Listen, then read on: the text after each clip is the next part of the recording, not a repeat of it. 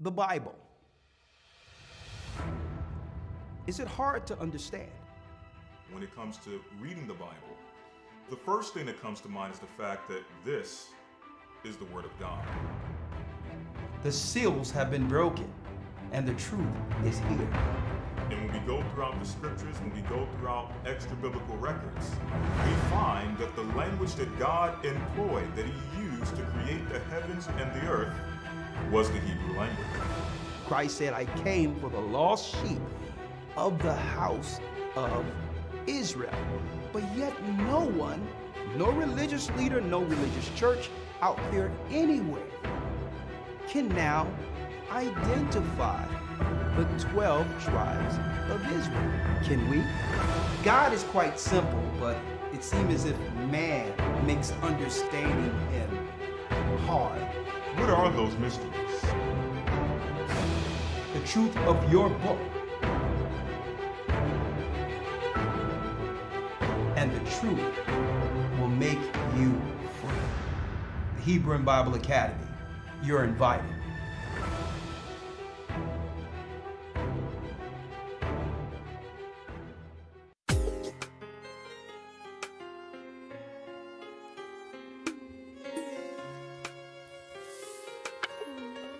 Shalom, shalom. Come on in. Come on in. The East is where we're from. The 12 tribes of Israel. Hit that like button. Bless you, bless you, bless you. 721 BC. The Assyrian king, he took us down, we fell. With a great escape, we went through the Euphrates. The Lord held the water still. Hit the like button. Come on, brothers and sisters. Help us out. To a land where no mankind dwelt, we went. The 12 tribes of Israel. We're back. Who we be.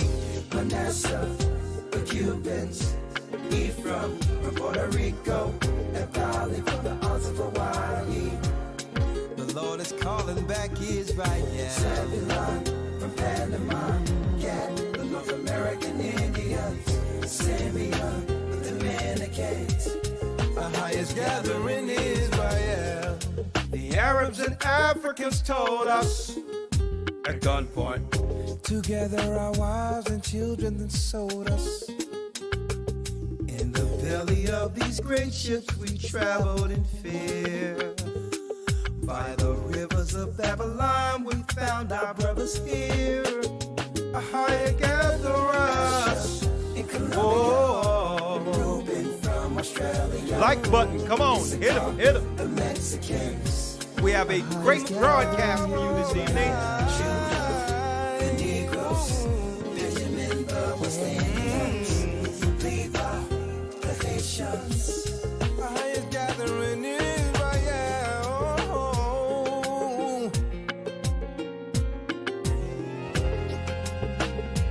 The Most High's gathering Israel, brothers and sisters. It's time for us to get it together. That's right. It's time for us to get it together here. Time is running out. Asher in Colombia, Reuben from Australia, Issachar, the Mexicans. That's who we be. Judah, the Negroes, Benjamin, the West Indians, Barbados too. the Haitians. Manasseh, the Cubans, Ephraim from Puerto Rico, Nepali from the Isles of Hawaii. The Lord is calling back Israel. Zebulon from Panama, Gad, the North That's right. American That's right. Simeon, the Dominicans, our highest gathering Israel. That's right, brothers and sisters. The Most High is gathering Israel. I'm Elder Ricard of the Gathered of Christ Church here with our weekly, well, now they have named it podcast, but we've been doing these things for years before there was any such thing as podcast, live at Peace FM and others, uploading real-time discussions warning our people according to the Bible that not only are we the children of Israel, but there's another fact that we were born in a war. A war unbeknownst to us, without any understanding that there were nations years ago from ancient times in the area of Idumea between Israel and Mount Seir, who was planning our demise once our people would fall from grace. Okay? And yeah, we were born in a war. But this war that Satan is actually waging is on all fronts. It's not just against the children of Israel. It's against humanity altogether. And the greatest threat to Satan's world is family. Is family. Because family in of itself represents the Godhead, the heavenly order. Male, female, and from male, female comes life. So that leads us to our broadcast today. Segueing from now to our Sabbath all the way into the academy. And what is this lesson today, or this broadcast? We want to talk about it. That there's hope for the daughters of Zion. So I'm going to tell you right now, we're under attack. Family is under attack. Man, woman, and children, especially those who believe in God, are under attack. Okay? And this is a spiritual war. But we're not going to get through this war hating one another, divisiveness, coming against one another. Because why? All of these devices that they have created to divide us were all social tools of the devil. But now we're at the very end. It's not about pointing the finger and blaming who's at fault. It's about coming to some level of resolve under the Most High to protect ourselves before they come kicking in the door. Okay? So I want to talk about this today. I want to talk about this. All right? I want to talk about this. And I want our sisters to know out there, our sisters, right? Our sisters out there in particular, because we're going to have a good conversation. Okay? There's hope. There's hope for our sisters. There's hope for our sisters. And what we're under right now, I mean, it took us a while for brothers, ourselves, you know, it didn't take a black man too long to understand that in of itself, we were born into a war. Just being born into the skin we're in. It didn't take us too long to understand what that means to be a black man born in this world. So automatically being a man, we go into what you would call either survival mode or, you know, some people may call it survival mode, but others will call it self-preservation. Knowing the environment we were brought up in, and we were able to navigate and succeed understanding the daily threat, just being a black man. See, but our sisters are dealing with something different altogether, and I'm going to talk about that today. They never felt that they were under the same threat we were. And therefore, that in of itself have created an environment in which they're actually more exposed to some degree and more vulnerable, you know, concerning what's to come. And listen to what I'm saying. If the Bible tells us the woman is a weaker vessel, and then society concocts all these social things, feminism and others, to divide a woman from her protection, well, who will be there when it's time for her to actually be protected? So what happened was, in of itself, it was a trick. They tricked both of us. But the woman more so because she felt she had security under government at the least. Even if there's no man involved or there's no man there, government would always be there to protect her. Well, what if that was the trick? What if the whole plan was to separate her from her man, thinking that the government will be there, only for the government to turn on her. What if that was the trick? The divide and conquer. We're going to talk about that and more in this broadcast and say, listen, if it is the trick, whatever the devil is doing, it's nothing for us to understand what to do now and get back under some level of a hedge or protection.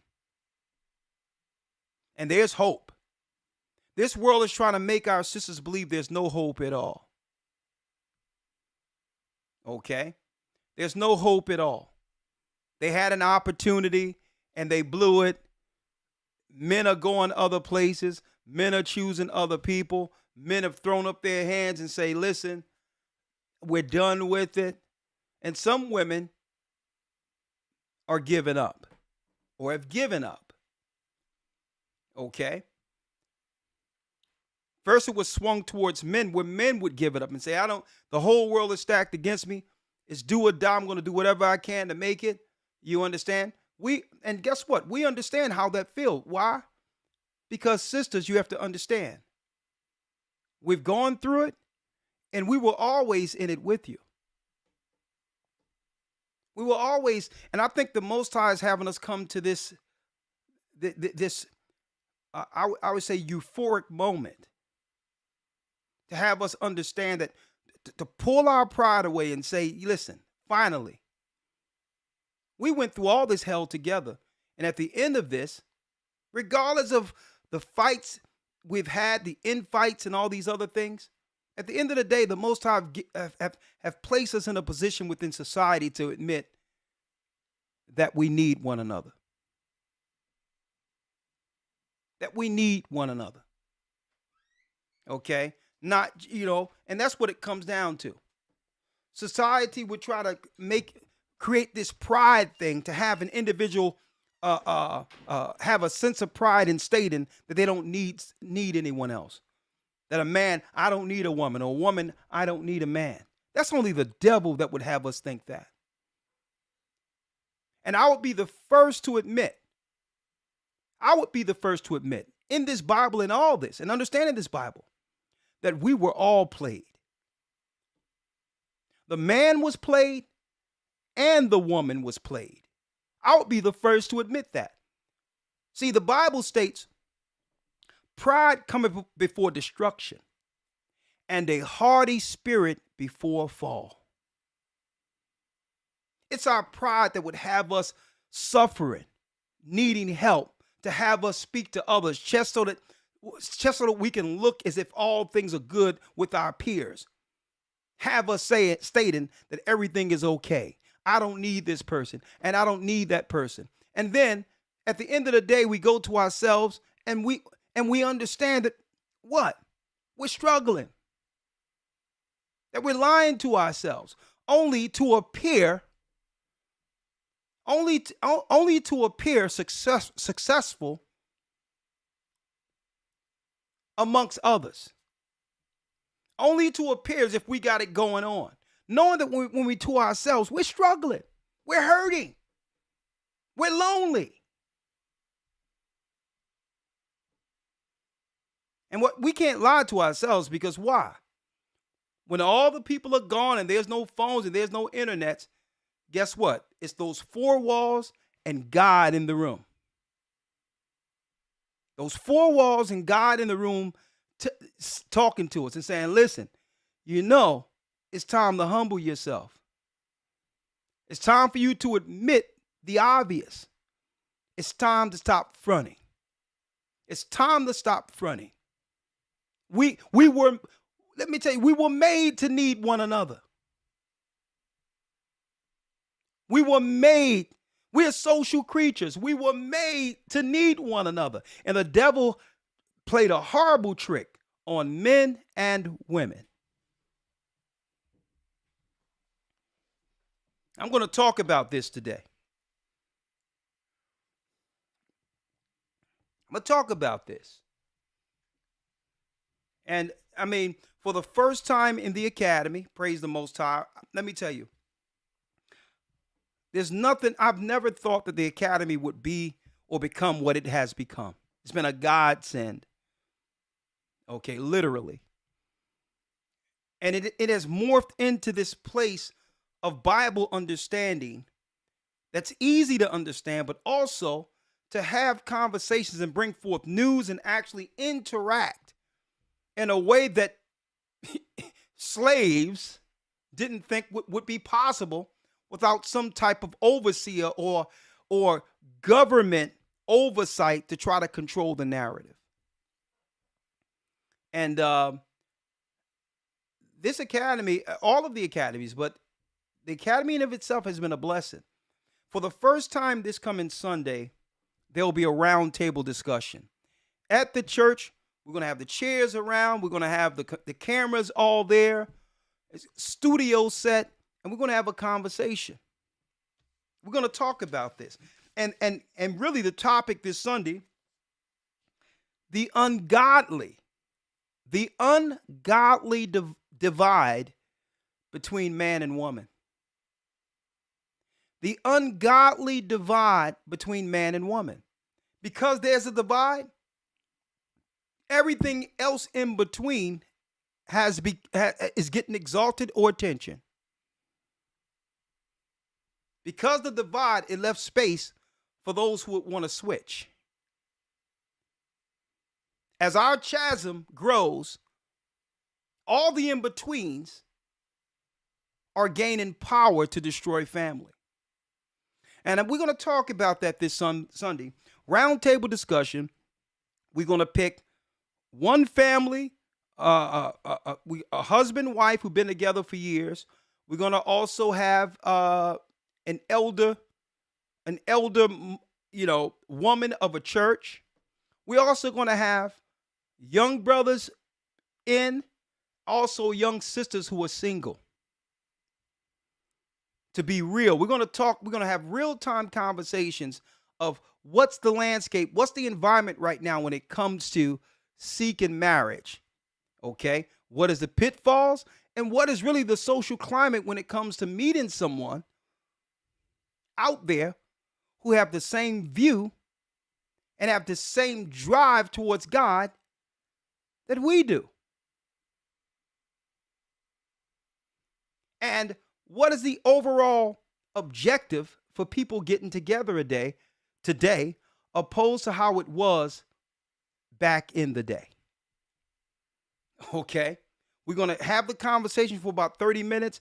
It's going to be Zoom, roundtable discussion, and we're going to talk about it not to blame one another, but to actually have a discussion for healing. So that we can heal amongst each other so that the Most High can actually heal us. So we can heal amongst each other. And this is why I titled this today, There's Hope for the Daughters of Zion. Why? Before I go into this, so that no one can believe or think that this is about blaming women or anything like that, because it won't be. There's a lot of hidden wounds and pain within our communities that our sisters have tucked away. Okay? That where the environment doesn't make it comfortable enough for them to actually state or talk about what they've really gone through, what they're going through, all of that. Okay? There's a lot of hidden ills. For example, it all leads back to the curses under the Bible. Certain ills and negative that was pushed towards our sisters that no other woman on earth, no matter what race, can relate to. Not to say that others don't go through some of these things, but I'm telling you the truth. This is where it is. There's sisters who grew up, listen to me clearly, with the full confidence and hope that they would have protection, starting from what? A family unit, father and mother. Only to have that whole idea of what family is torn apart. For a stranger to come into the home And then what happens? We don't talk about this in our communities. How many of our sisters are violated by grown people, by relatives who come in and it's kept quiet? It's kept quiet. Or she's ashamed to talk about it. And by the time she grow into her age, she have compartmentalized that her being violated at a time when she should have been protected by her own family.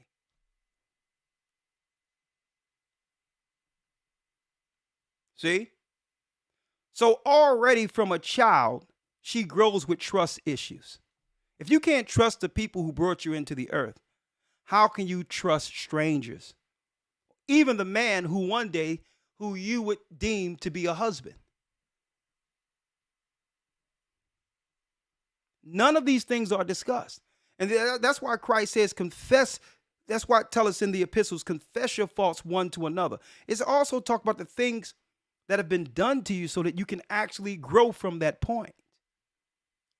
Only thing we see is women with their guard up, bitter, lashing out, not realizing it's that little girl who wasn't protected. And then it comes with a label, the angry black woman. And that's one of many examples. One of many examples. So we're going to talk about it, not just so that we can put it all on the table, if not for anything but to heal, not just as the children of God, but as a family. Because this mindset of believing just because someone doesn't live in my home isn't part of my family, that whole idea have to die. The brothers that are suffering out there, they're our brothers. The sisters that are suffering alone, they're our sisters. Regardless of how we feel or cannot stand how some of us are acting out, we're family. We're family. So we're going to talk about this coming Sunday. We're going to go into it. How we're looking at the numbers of teenage pregnancy and people having babies without husband and marriage and all these other things, but not realizing that a lot of these decisions are being made strictly off of abuse, not being taught right. And then women are just having babies so they can have someone that they can actually love unconditionally. Someone that they know is going to love them unconditionally and will not hurt them like our society or our community have hurt them.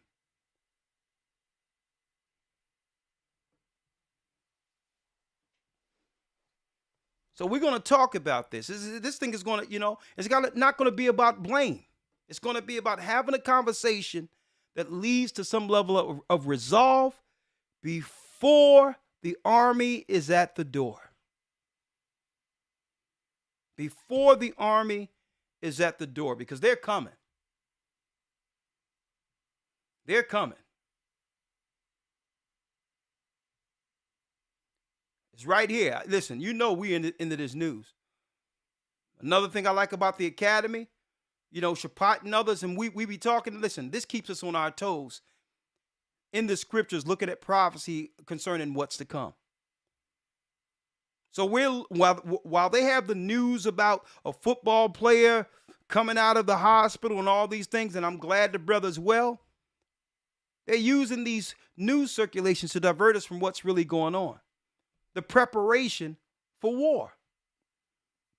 Why was Ukraine really funded? I don't know, hypothetically, but I don't know. But I know this. I thought they was being funded to go against Russia. But in the news, we have Ukrainian troops headed to the United States for Patriot missile training. So where they have us looking at one little instance, we're starting to put the puzzle together from the Pentagon, a pentagram, Satan's star. So it's time for us to get it together, folks. Ukrainian troops headed to the U.S. for Patriot missile training.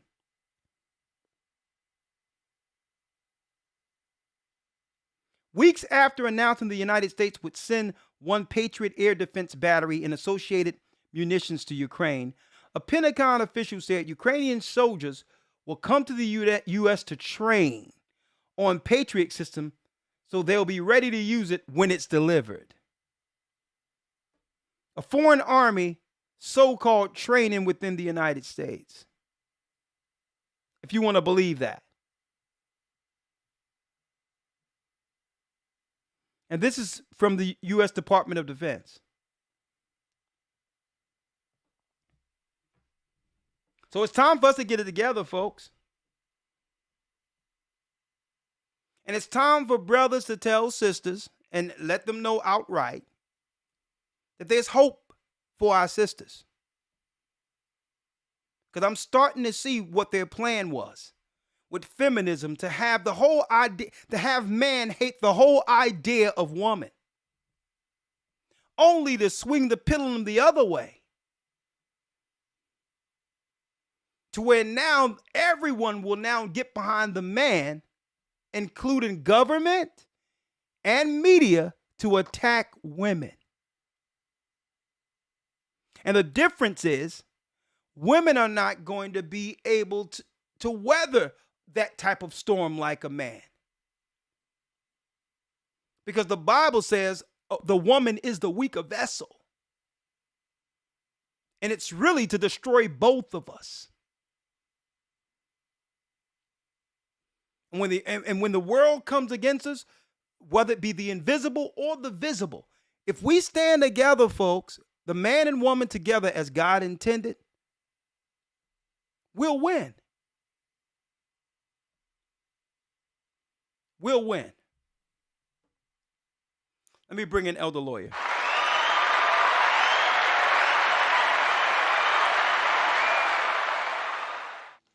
Yes, sir. Shalom. Shalom. How you doing, Elder Lawyer? I'm doing well. Can't complain at all. How about yourself? I'm doing well, Elder Lawyer. Of course, I didn't tell you what this particular broadcast will be about tonight. I wanted you to spontaneously hear what we've put together. But I'm starting to see what this is, and it leads to our broadcast. We really have to talk about this. Absolutely. And show that there's hope for our sisters, right? Because I believe, and I'm looking at this, a lot of our sisters, they're not saying anything. But a lot of our people, our women, are giving up hope.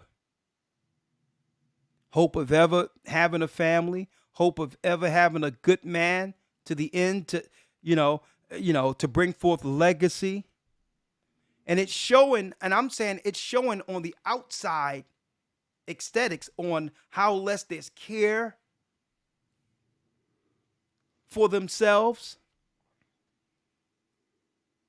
And I believe that they're speaking silently, but are too proud to say, you know what? We need you. We need you. Help us. We need direction. And I wanted to talk about that. And I'm going to go into how we got here. We're going to go into a lot of scriptures on this. But one scripture I wanted to talk about is a nation divided against itself cannot stand. All right. As I was speaking, did anything jump out to you that you would probably want to state while it's still fresh, or it's up to you? Well, I'll wait until afterwards, until you present everything that you desire to present, and then I'll come in afterwards. Okay, thank you. Let's go, Elder Lawyer, to Matthew 17 and 25. Yes, sir. And I need y'all to understand, brothers and sisters, that's why Christ was adamant about his about God's service to widows and orphans. It's as if he prophetically, or of course he knew, but he was giving us an insight to what our community would be at the very end. The widows, these are women without men, and orphans, children without fathers. He had a constant focus on that, knowing that this was the environment or the world Satan was seeking to create. A world easily rolled over because there is no family to protect themselves from what's coming. Satan would create an environment in which he would redefine family. He would empower women and make them think that it's okay to live in this world unprotected so that they can have access to the children, orphans. The orphans aren't taught legacy and how to stand for their family values. They're more so taught on what? On how to uphold the state. The state becomes their family. So Christ was highlighting the widows and orphans, knowing the environment Satan would socially engineer. And out of all people, what people would be affected the most? Those that are on the bottom, the children of Israel. Let's read it, Elder Lawyer. Let's read Matthew 12 and 25. Yes, sir. Matthew chapter 12, verse number 25. And it says, And Yeshua knew their thoughts and said unto them, Every kingdom divided against itself is brought to desolation, and every city or house divided against itself cannot stand. And if Satan cast out Satan, he is divided against himself. How shall then his kingdom stand? So Christ made it clear that every kingdom divided against itself would not stand. Well, folks, it's impossible to have a kingdom without a man and woman together under one accord. Mm-hmm. See, when we think about kingdom, we think about the whole thing. But it usually starts with a man and woman in agreement. And, I grew up playing chess. And one thing about chess, Elder Lawyer, is you never become the expert of all experts because life began to teach you certain aspects of that game that you will begin to apply while playing.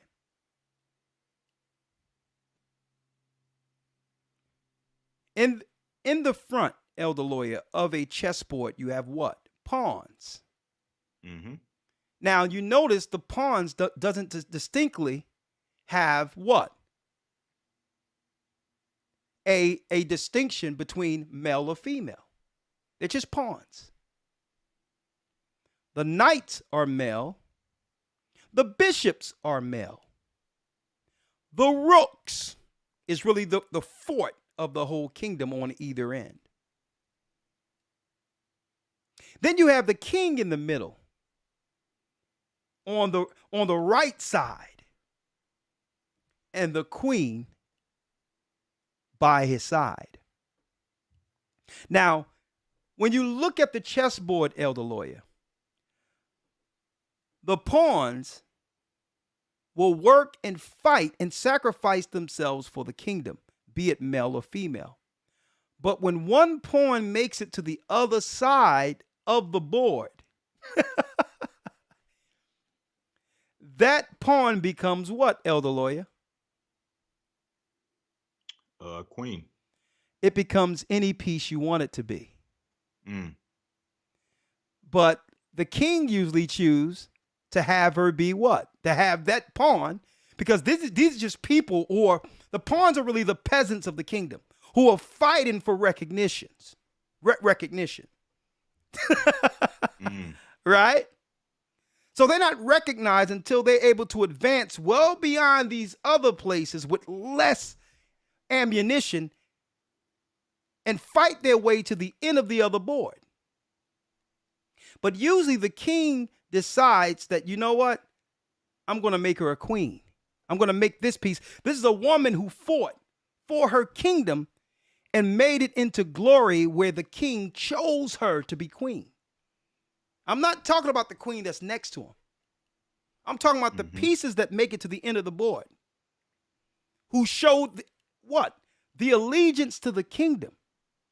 She was able to fight the whole game and make it into a recognizable position where the king could see her and say, you know what?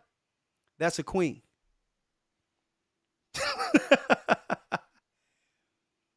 Now, the queen is the most dangerous piece on the board, because why? When you look at the ancient times, the queen had the interests of the kingdom at the forefront of her honor and position. Because why? If there's no king, there's no kingdom.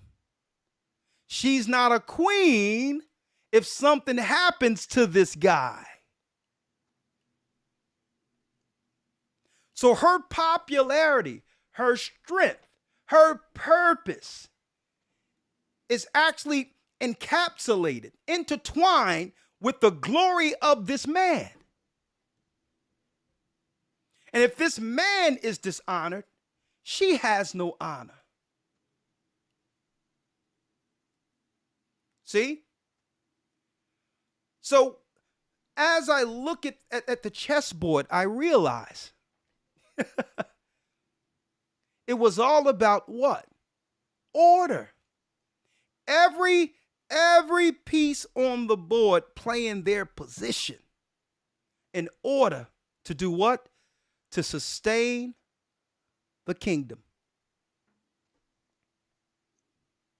Now, what makes the woman such a deadly piece on the chessboard is because of her femininity, her wisdom, and growing into the position of a queen, understanding the overall objective, which is what? Upholding the kingdom. She's able to operate on many levels. Her beauty will get her into areas her husband cannot get into. She'll hear the things her husband would seldom hear. Why? Because normally people wouldn't talk amongst the king or to the king in fear of what he might do. But they'll say things to the queen, knowing that she's more what? She's more, I wouldn't say agreeable, but she's more caring, nurturing, not quick to wrath unless you threaten her king. So she can hear things and whispers in the room and in the kingdom that the husband would never hear, but she's listening to defend the kingdom. See? So if there's a threat, the king will know about it through how the queen moves. She's next to the knight. She's next to the bishop. She's talking to the pawns. She's down there in the laundry room. She's down there in the kitchen. She's amongst the servants. You know what I mean? She's doing everything. Sometimes she'll get down and cook with them. She'll get down and operate with them. But yet, here's the deep thing about the queen. She can be passive and as feminine as can be. But for her king, deadly.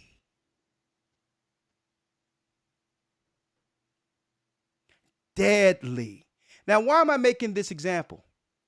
Because they knew, Elder Lawyer, that queen was the daughter of Zion and did everything to take that away from us.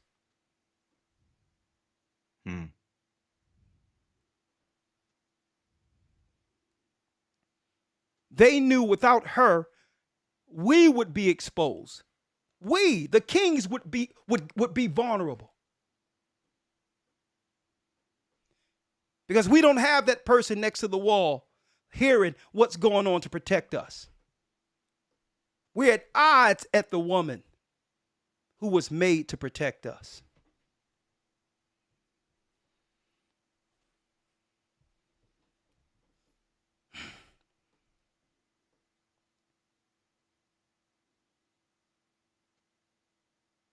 Right?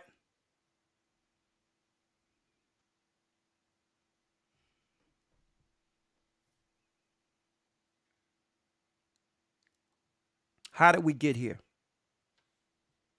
We're going to go into the scriptures in a moment. So what they had to do, Elder Lawyer, they had to do a Jedi mind trick. They had to do a bait and switch.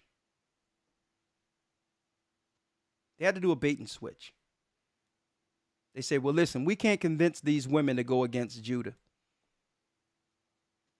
They would very well die before turning their back on their own men. But we have to convince the woman to do it by using our women. They would have to sacrifice their own to get to ours.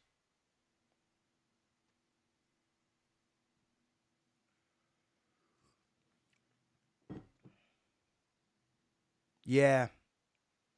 No wonder the chessboard has black pieces and white pieces.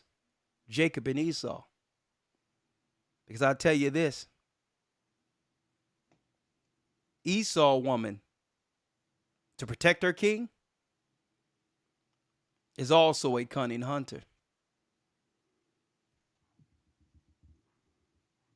And deception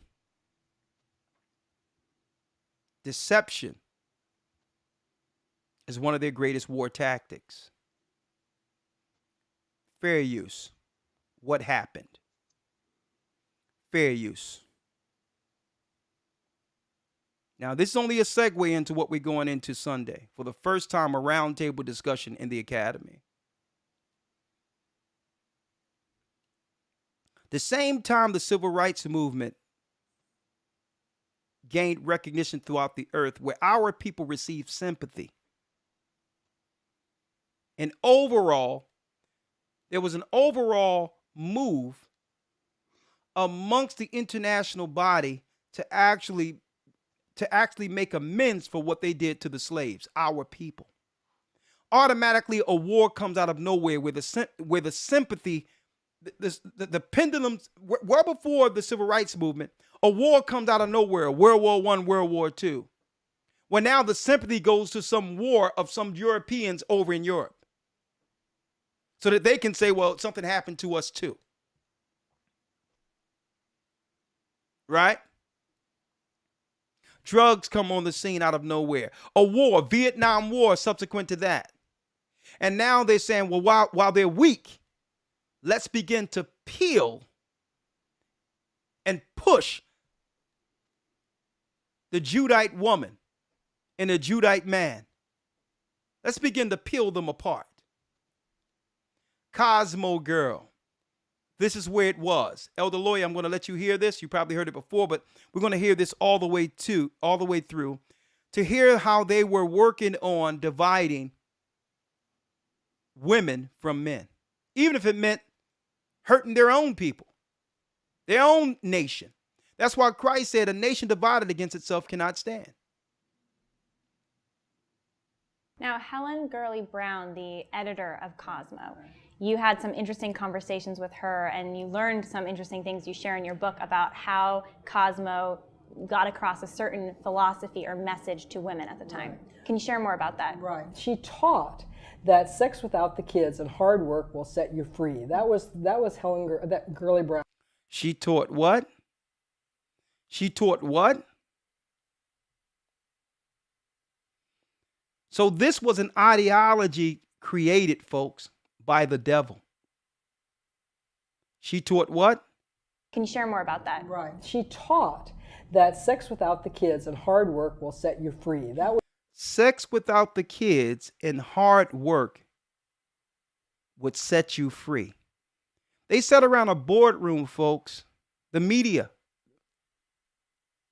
the think tanks, and said, here's the idea we're going to push on society to divide family.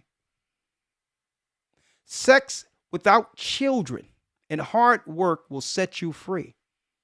Free from who? The men who were born to protect you. that was that girly. Now, for those who don't know about Sue Ellen Browder, Jewish. Sue Ellen Browder, these were women that were hired under Cosmopolitan to tell women lies, to make them feel that the traditional woman was less than, to make them feel that you can have it all in the world and chase your dreams and chase money like a man and believe that there'll be a man at the end of it.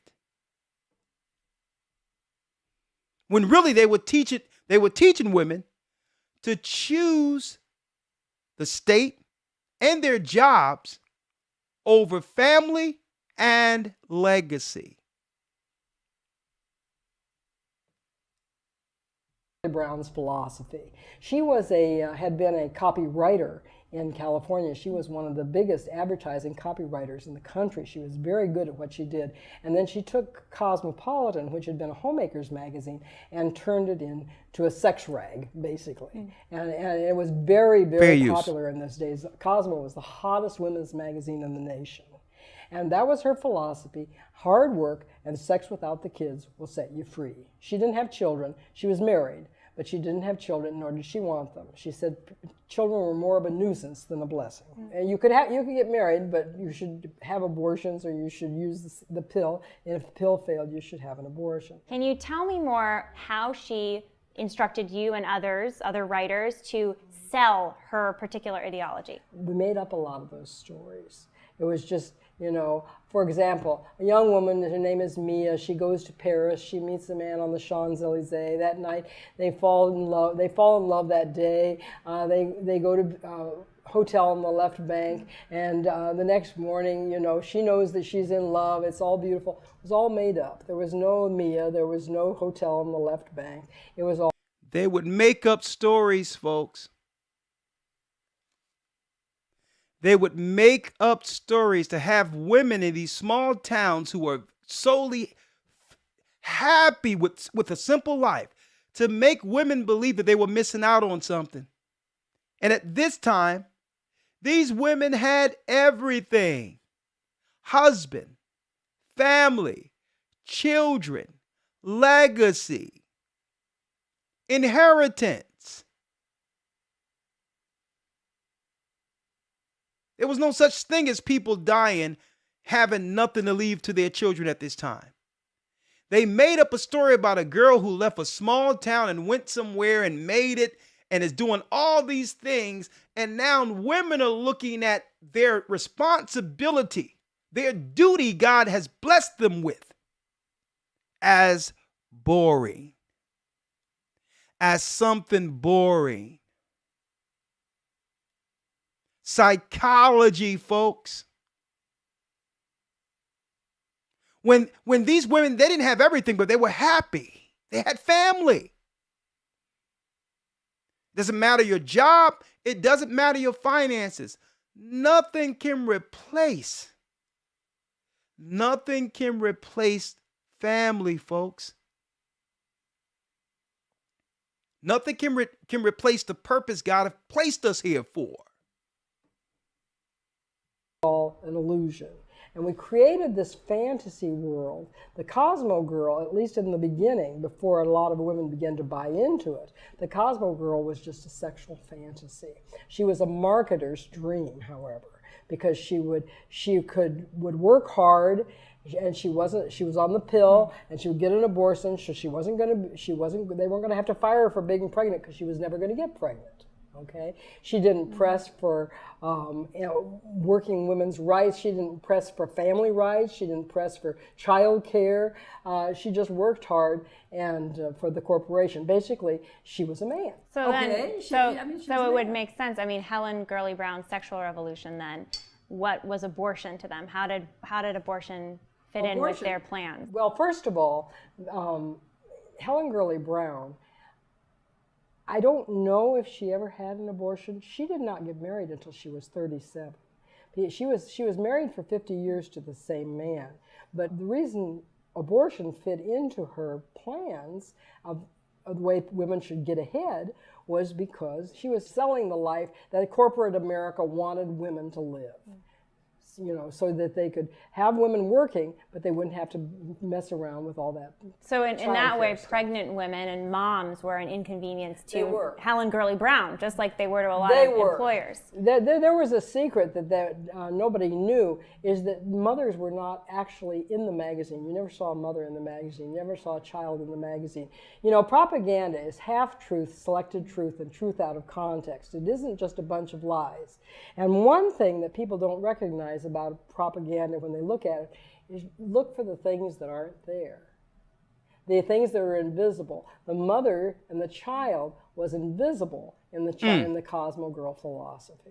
So Helen Gurley Brown, she has this magazine. There's no kids, there's no women, there's no pregnancy. It's about sex, it's about products, it's about this materialism. Right. How did that flesh with her own lifestyle? Because from all accounts, she married one guy and expected him to be faithful to her and lived her life out with him. Right. They were married. See, but what they didn't tell these women that at this time during the cosmopolitan age, folks, they didn't tell the women that this cosmopolitan lifestyle ends at 30. See, one thing about a magazine, you can take a picture in your 20s and the picture lasts forever. Right? So you have people looking at these magazines as if these people are arrested in time and will not age. So the psychologists and the evildoers targeted the most fertile time of a woman's life, the most productive time of a woman's life, and the most influential of a time of a woman's life.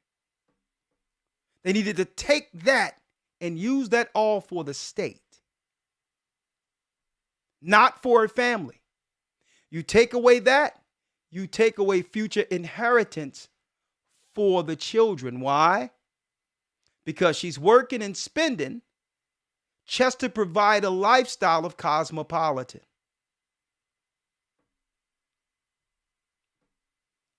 And that in of itself created a competitive environment amongst women who worked so that they cannot look less than the other women who had things. And now the corporations are happy. They're making all the money, and there's no money left for the generations to come.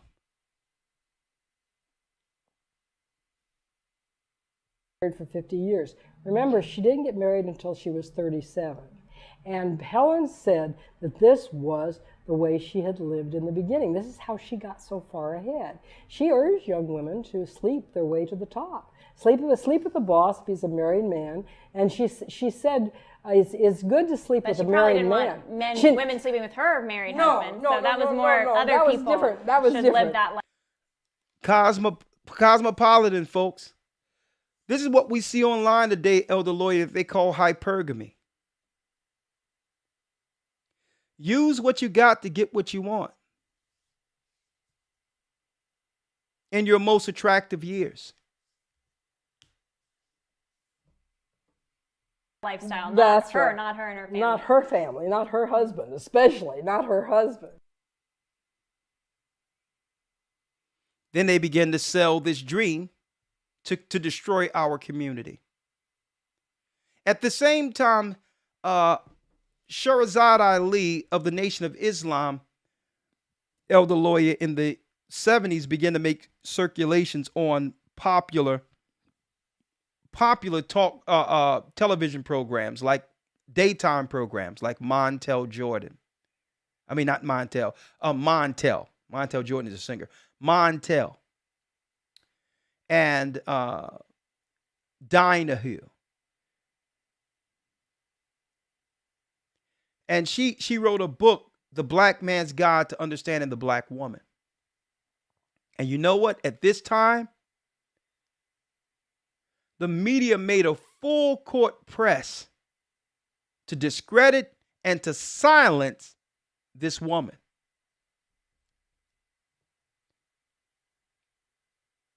Fair use.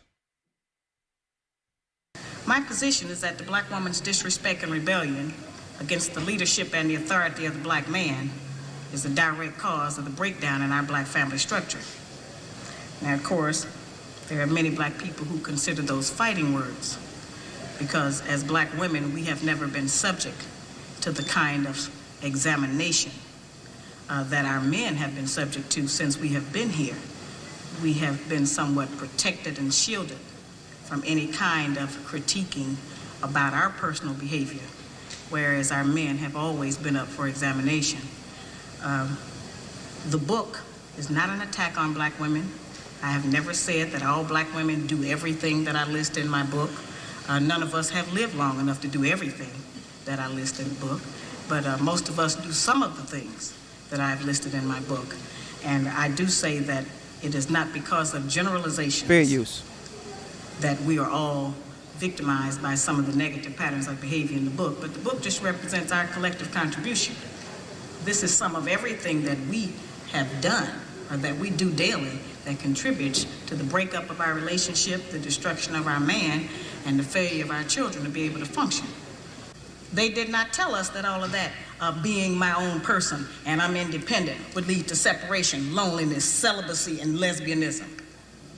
They didn't tell us that if you give up the man, you're going to take one of these things and it's worse and it will destroy your nation. They didn't give us that information. They made us think that it was some kind of glorified position to brag about the fact that I got my own job, my own credit card, my own car, so I don't need no man. I don't even know how we got that mixed up. Ain't none of that got nothing to do with being with no man.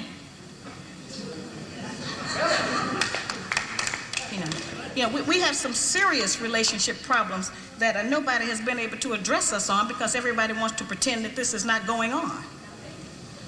Over 60% of our women are single, widowed, separated, or divorced. They don't have a man. I just came out of Florida and they got a housing complex that the Urban League built, which is a black organization that is for women and children only. They say they don't allow any men in there. I didn't have time to deal with it, but I talked about them real bad. That's the silliest program I've ever heard of. You know them women that had men if they got a bunch of children. They need fathers. They need protection. We hear about the drug problem that we have in our projects across the country. It's one of the major places that we have a drug problem. We talk about the great strength that we have as black women. Well, the welfare department don't rent government apartments to single black men. Those apartments belong to black women who are allowing this to go on in their home. We have not looked at what part of the responsibility do we share. Yes, black men sell a lot of drugs, and a lot of us black women get the money from them drugs and buy some of these fancy clothes we wear. Drive around in some of these fancy cars. He is not doing these things alone and without support from us, whether they are good or bad. See, we have a lot of power. We are very strong women. I'm saying that we're using our strength in the wrong direction. We're using it to tear our man down, tear our nation down, instead of building it up. Having an education and a job does not necessarily mean you have a successful life. I keep telling black women that to raise a child, they say, well, I provided with food, clothing, and shelter. That's not raising a child, that's maintaining one. To raise a child, you need a parental coalition of a man and a woman. We have sons who, by not having a father in the home, they don't know how to respect women. They take on the black female emotionalism. They're doubtful, they're indecisive, they can't make a decision. They don't know what to do about being a man because we can't teach them that. We don't have that knowledge. We have daughters who grow up in a home where they don't see any affection, where there's no man there. They go out into the world and try to mate. They don't have no idea how to be no woman to no man, how to function in a house with a man, because they haven't seen it. Most of our children, just like us, get all the information we have about how you be with a mate off television. It's the only medium that shows us anybody being together. Those rules have not worked for us. The white woman's liberation movement, we don't have anything to do with that. We have not been under the control of the black man for over 500 years, so what do we have to get liberated from them from? Whoa. Whoa. Now, this sister of many is the example that it's not all women. There's a lot of women out there just like this who believe and stand with their man just like this, who's getting silenced, who are being silenced. We don't know that women like this exist because media would like us to believe that all of our women are loud, all of our women are disrespectful, that all of our women don't care about their man, and that's not so at all. And no one is willing to get to the bottom of and talk about what leads to uncooperative behavior. Not to make an excuse for it. What leads to an angry person? And I said this earlier, brothers and sisters, what's being ignored in our community? I said it earlier for those who missed it. How many of our young sisters grow up in a neighborhood or in the hood or in one of these inner cities who's carefree, who's innocent, dependent on the protection of her parents, only to have some stranger come in the room to take her innocence without protection? We've been downplaying how many of our sisters have been violated like that, but see them as an adult and can't put two and two together because they have compartmentalized it and hid it away and lash out because if she couldn't be protected at 7, 8, 5 years old, how could she trust anyone in the world to protect her if her own father and mother couldn't?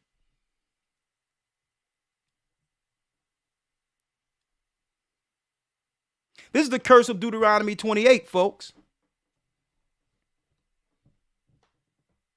And it's not just happening to the little girls in our neighborhoods. It's happening to the little boys in our neighborhoods. They wanted the man away so that they can get to our children and turn our children out.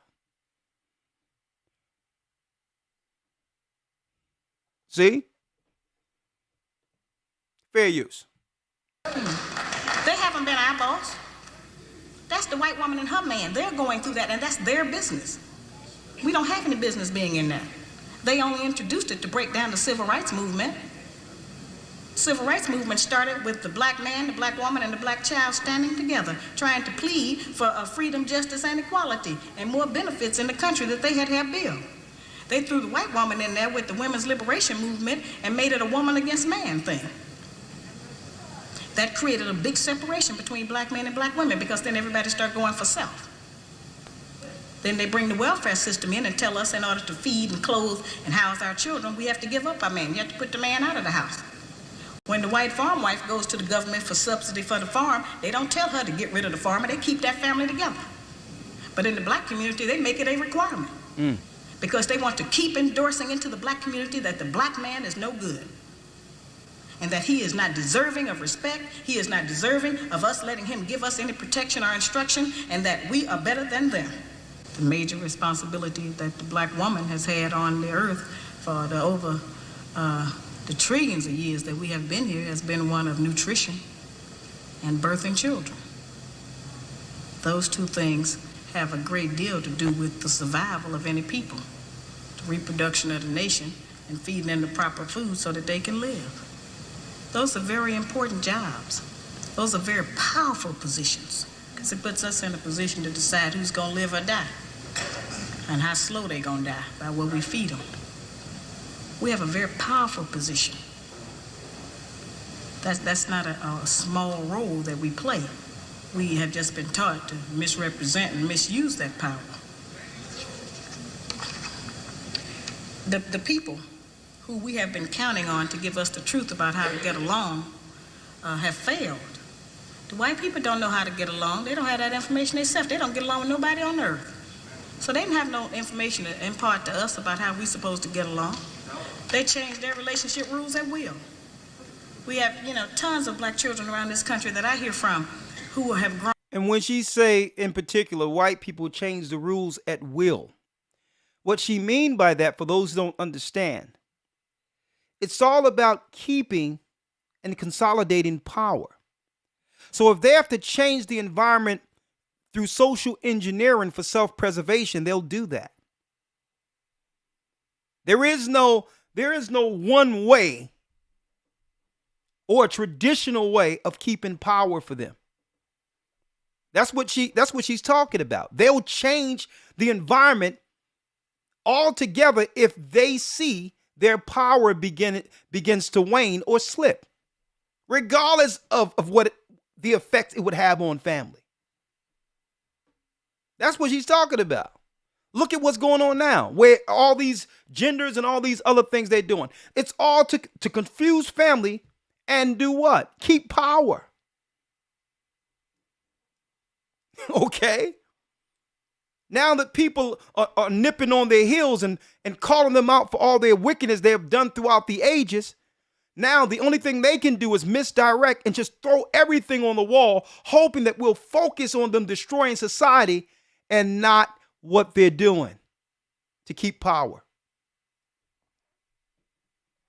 So we were supposed to stay what? We were supposed to stay grounded with our God, with our family, regardless of what the devil and what these nations were doing. We were supposed to stay rooted and hedged by God. We were supposed to stick together, regardless of the times changing.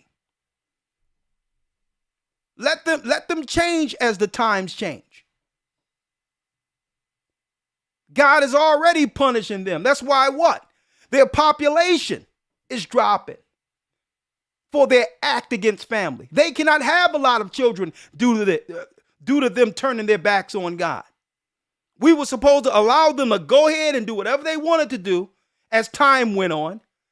And we were supposed to stay together under God and family. Because family is the image of God. No family, no God. Fair use. Grown up, traumatized by the fact that they were referred to as the outside child. When we were having children like that, they called it illegitimate children until the white woman started having them, and now it's single parenting.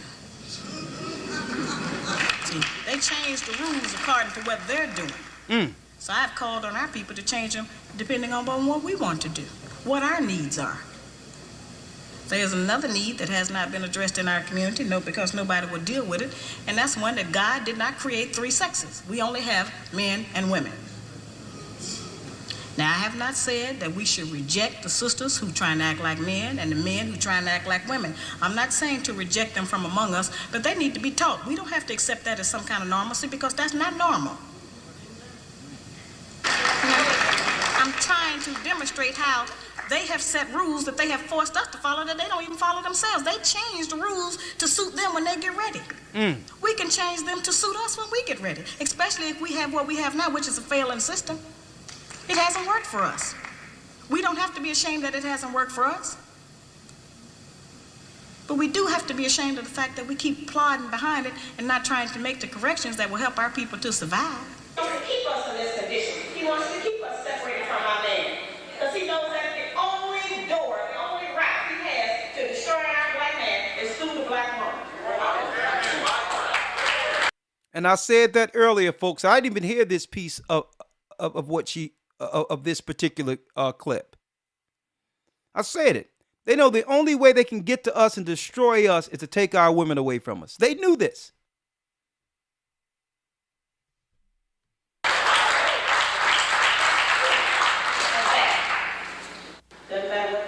educational background is. In fact, we have proven that the more education we get, the more ignorant we get in front of our man.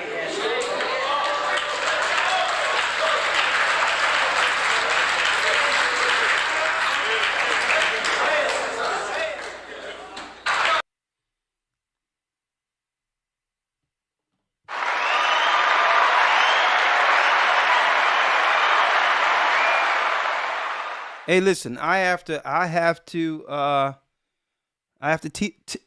tip my Mitri off to this sister here on that. Okay, she honed in. I mean, I'll tell you right now, everything she said back here in the 70s and 80s applies as if she made that speech yesterday. But all in all, to let you know, we were being warned through this whole digression into nothingness the whole time. The media created a lie. They created the cosmopolitan woman out of thin air to lure women from the safety of men, only to force them into the workforce so that they can now lower wages. Why? Because if you can flood the job market, you can pay less to employees. They had to pay the men because why? It was a limited workforce. So people could work on a job 40, 50, 60 years, 70 years and retire because wow, there was no other people to be on those jobs to do that. But they say if we can change the woman into a man or desire what a man wants, we can flood the workforce. That's right. And now lower the wages. Either you pay what we're given or we'll replace you with another, male or female. And then they would make it where if someone choose work over family, she would have to work well past the ages. Think about it. A woman usually would be out of the workforce even if she worked because men and women always had odd jobs together. But she would stop working once having the children or no later than 35, 40, a woman wasn't working. She would retire at 40. And the man would work and retire at 65. Now, by doing this, they would have a woman she would need to work up until the time she passed.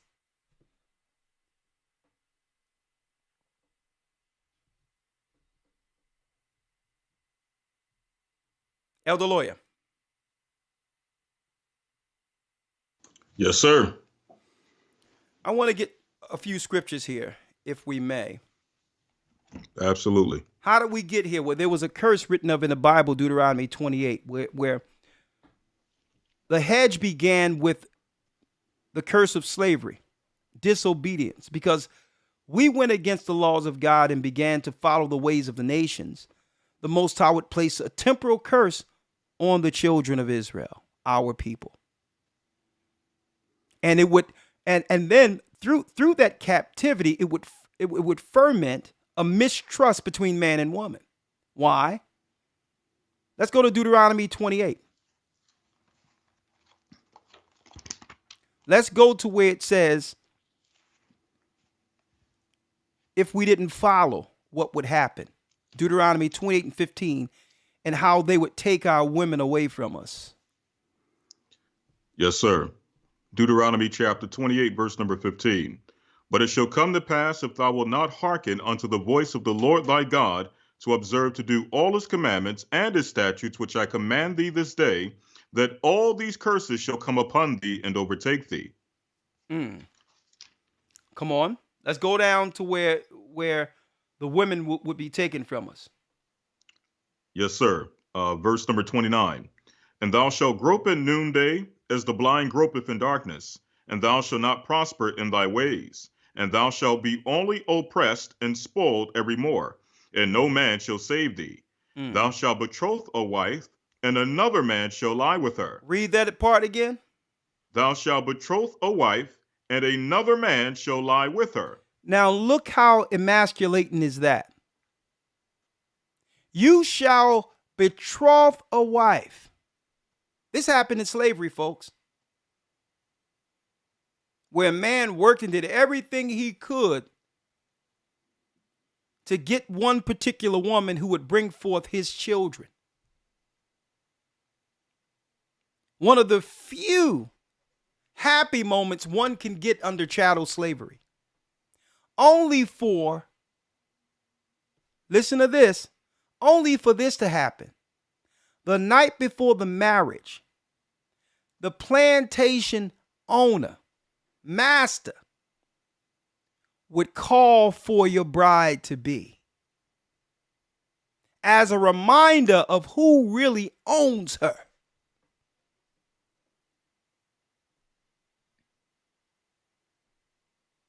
The night before your wedding, she's all getting dialed up, never been touched by any man,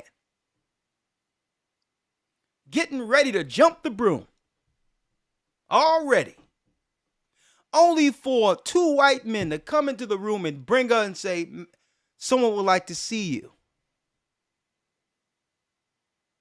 before your wedding day. Violate her, clean her up, and then give her to her husband, the husband to be, after violating her. So epigenetics is real, brothers and sisters.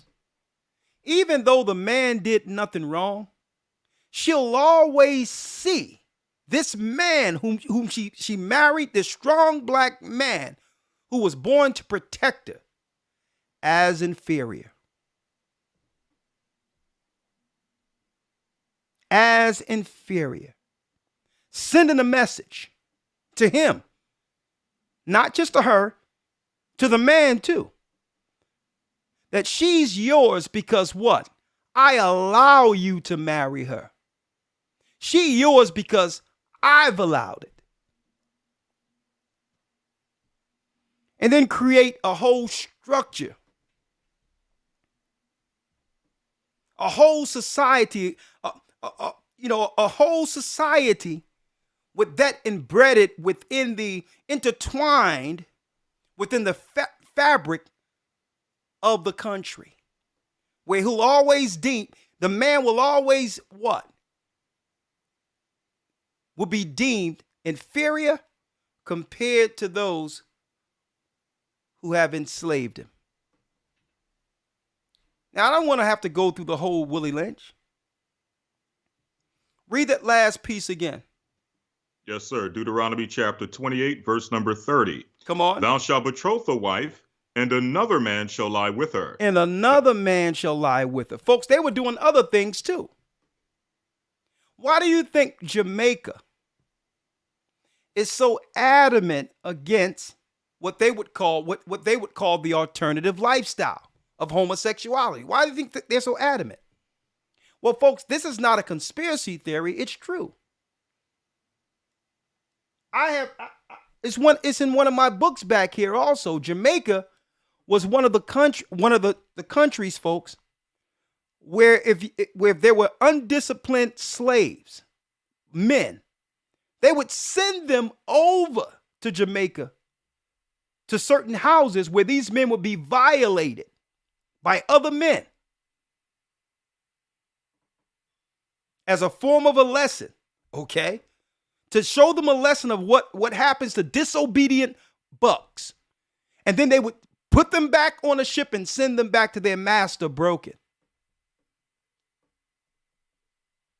Now just imagine a strong slave that no one could contain, could do anything against.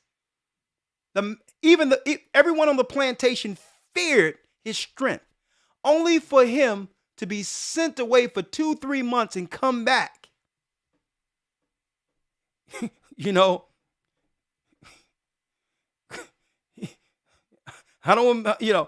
would come back, walking a little different. Let me put it that way. Only to come back walking and speaking a little different. This is why Jamaica is so adamant against it because that's the place they used to send strong slaves to be broken. And imagine a woman who thought that that man could protect her. Imagine her watching this guy totally broken coming off the ship.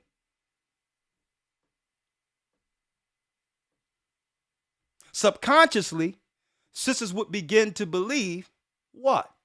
Our men aren't really in a position to protect us if I really need protection. And through epigenetics, and that's out there, look it up,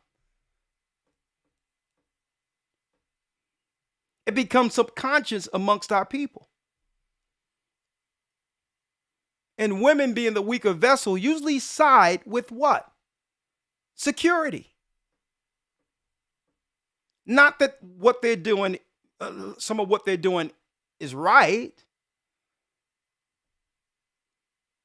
but self-preservation kicks in. That they'll start doing things strictly to survive for the sake of preservation. Self-preservation.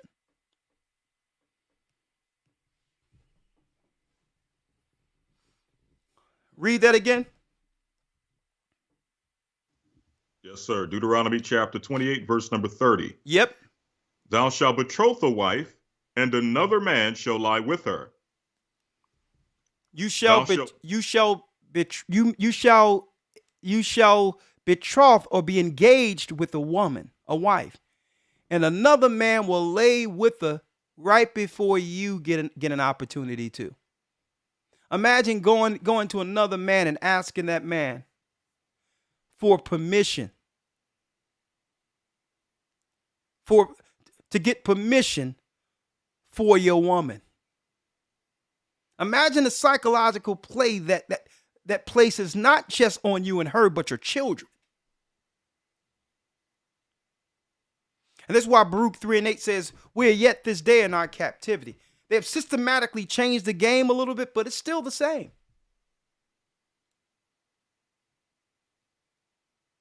And it would lead to a level of what? If you can't protect me, that feeling alone can breed contempt. And a better word above that would be disrespect. How can I respect someone who can't protect me? So that's the battle that they have created through social engineering us against our woman. But the Most High is, or the other way around, the woman against the man. But the Most High is saying, well, listen, we're too late in the game for us to just look back and keep licking our wounds on how we got here. You all better get together and put that behind you and come together while there's time, while there's still time, because the curse has been lifted. The curse have been lifted. You know you're Israel now. The devil cannot take that from you now. You understand who you are and how we got here. It came with the disobedience against our God. But now we understand who we are, and now we can repent for our past actions and stand as men and women of God. Folks, there's no more excuses. We know this is how we got here. But when the Most High gave Israel back its name, when he gave back the man the name Israel and gave back our women the title daughter of Zion, no longer could we blame the past for what? Our current actions against one another. The Most High from the heavens have spoken and saying, listen, you've been forgiven. Now forgive yourself, man and woman, forgive each other, man and woman, and come together. I'll take care of master. I'll take care of him. Because you're no longer under him as a master. I'm your master. I'm your God. Dry your tears, Israel, and come together. Right? Are y'all with me here? Are y'all with me?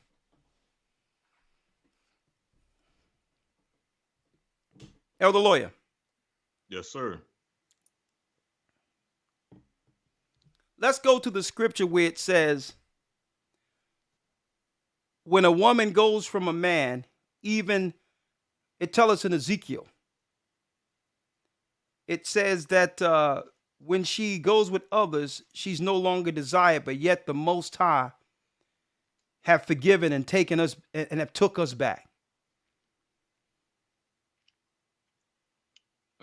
Let me try Jeremiah 3. I think that's the one you're referring to, but if it's not. Jeremiah 3:1. Let's read that. Yes, sir. Jeremiah 3:1. Yep. They say, if a man put away his wife, and she go from him, and become another man's, shall he not return unto her again?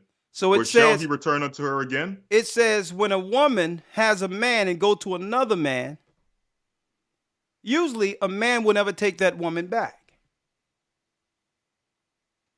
Right? But listen to this, fellas. Listen to this, brothers.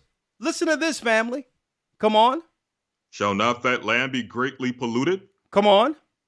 But thou hast played the harlot with many lovers. But yet we, as a people, men included, has played the harlot with many lovers. We went against our God, dealing with all different types of nations. Read.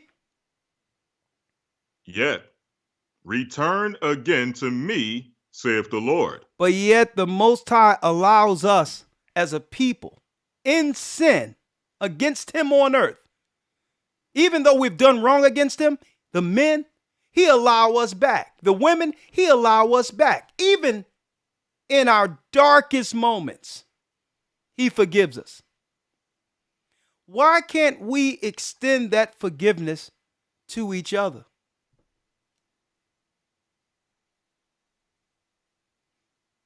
We're the most spiritual, loving, God-fearing, church-going people on earth. But we can't even forgive each other. All of us have done wrong. Yet God have given us opportunity to repair our wrong and stand clean with white robes without blaming us for all the sin we've done against him. But yet man and woman, we do one thing wrong against each other and it's bets off. It's over.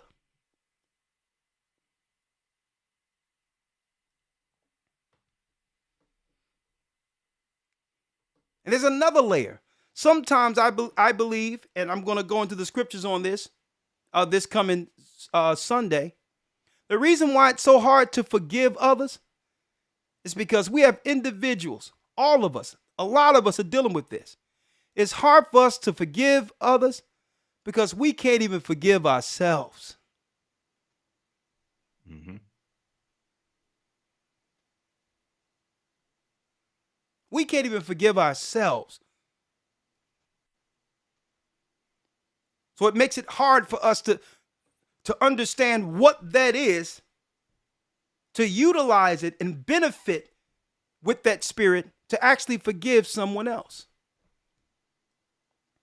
We hold so much resentment, anger, the past, everything, and we carry that with each other, and then we expect the person that we love or the person that we're with, we expect them to accept all the baggage and all the wrong. You understand? That they haven't even forgiven their past. They haven't even forgiven their past or themselves from. And we are a bunch of broken people coming together broken. And the Most High is like, listen, the fight is over, Israel. I'm forgiving you. Forgive yourself. Have some peace in your marriages. Have some peace in your family. Enjoy. It's over. I'm bringing you to Zion. Stop fighting each other.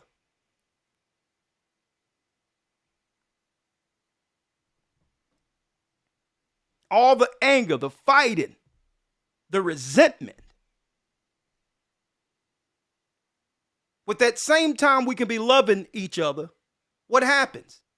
None of us can get back any of these, any second that was lost.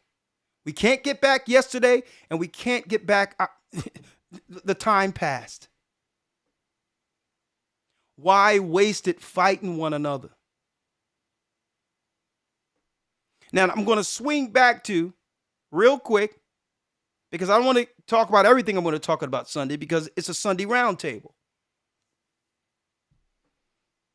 in the academy. But we're going to go back to what? There's hope for the daughters of Zion. There's hope. As we can see, a lot of sisters out there in the world have given up. They think no one loved one, no one loved them, no one cared for them. They also believe, because of some of the mistakes they have made that cannot be changed, those mistakes have put them in a position where they can't hope for anything better based on their past. And a lot of them out there, like I mentioned earlier, Elder Lawyer, are too proud to say they need help. Or, I need a man. And I'm willing to be humble, and I'm willing to be feminine if the Most High will bless me with a good man.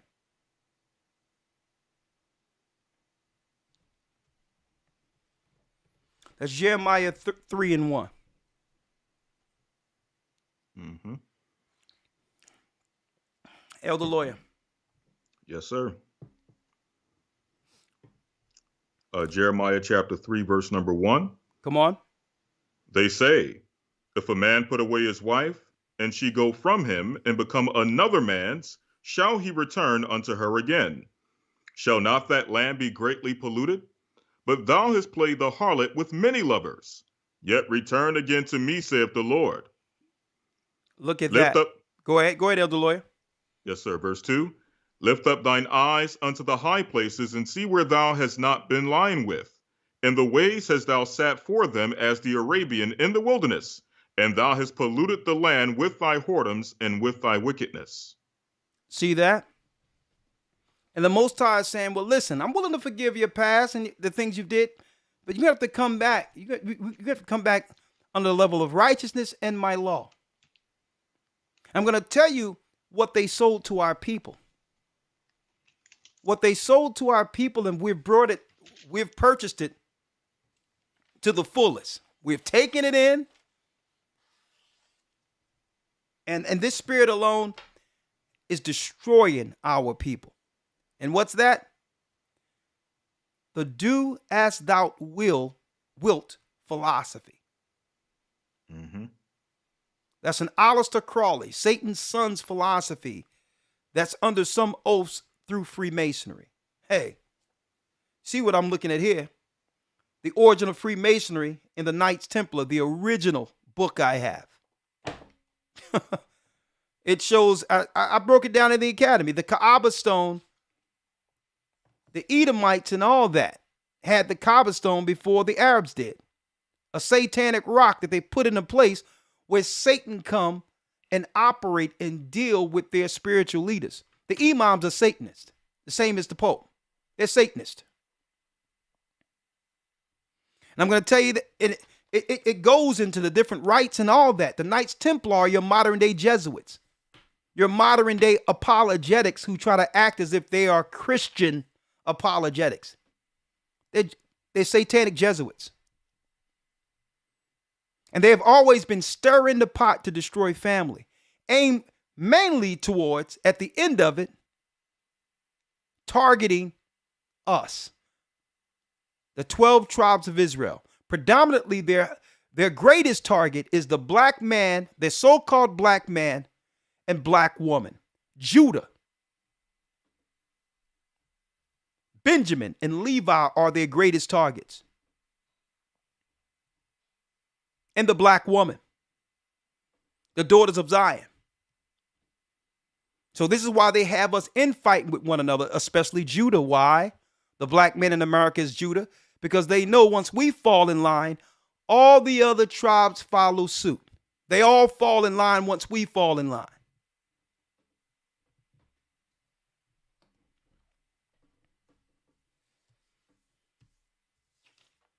And because hey, I'm gonna tell you right now. And the reason why they're doing it and really focusing on Judah, Benjamin, and Levi is because the 10 tribes were broken well before we came to the Americas. 721 BC, the northern kingdom was split under Ephraim and the 10 tribes, and they've been scattered throughout the earth since 721 BC, before Christ, and were scattered amongst all nations. So they were already conquered before we got here. See? So they feel if they can conquer Judah, Benjamin, and Levi all together, then the mission is accomplished. A total destruction of the children of Israel, but they must do it on every level of divide and conquer. We must keep that black woman from the black man. No more. There will never be, according to what they've put together under their, under some of their FBI research and all that. Talk about the black Messiah. Well, yeah. To cancel or have any idea of the growth or the rise of a black Messiah. Okay? Well, in order to do that, what they're saying is you will never, ever see again another Malcolm X and Betty Shabazz.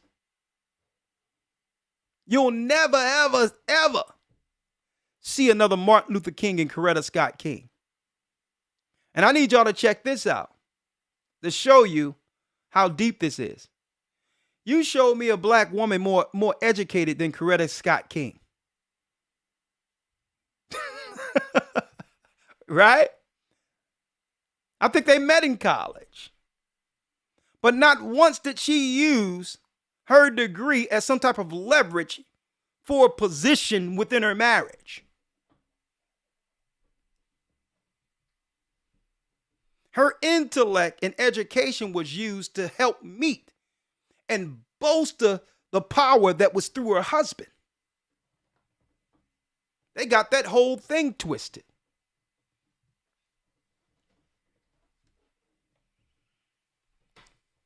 Right? And I'm putting this out there because right now I see what's going on online, and there's an intentional attack on black women. There's an intentional attack on them.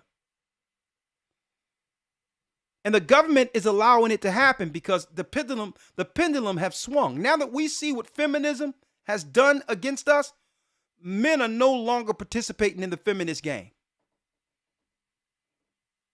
So men started to push back at it. And they said, okay, execute Order 66.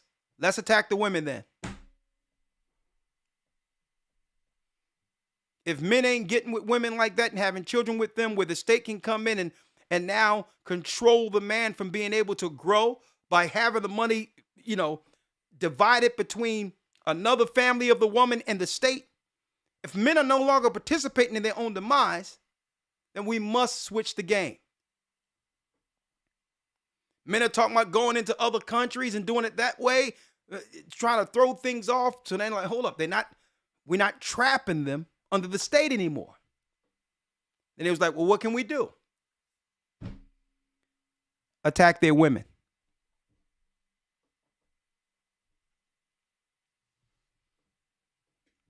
Attack their women. And a lot of people talk about the negative about Kevin Samuels and things, but if you really listen to Kevin Samuels when he had conversations with women who weren't irate, disrespectful, cutting him off. He had a lot of good conversations, constructive conversations.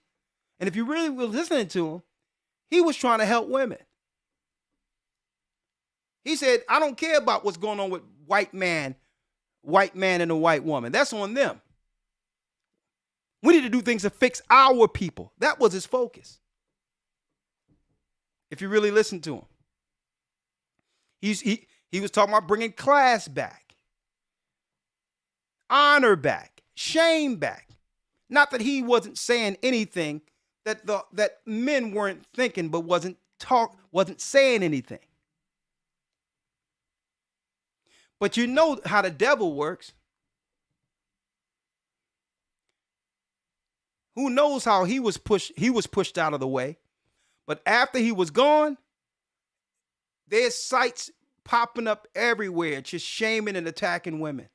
And it's not about, and black women are at the center of the target.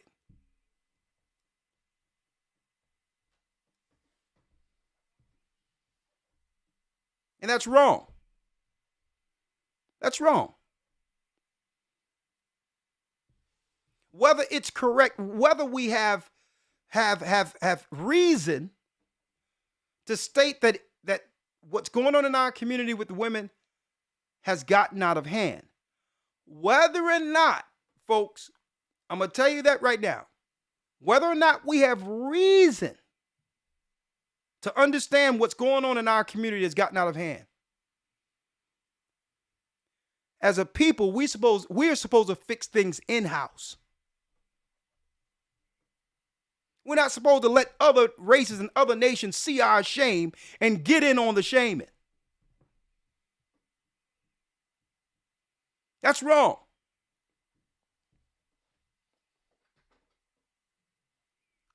Because at the end of the day, just like when it was men being attacked, when men was being attacked under feminism and that's still going on, I had to put a reminder out there and say, well, listen, if you attack us, sisters, you're attacking yourself. Because I'm you and you are me.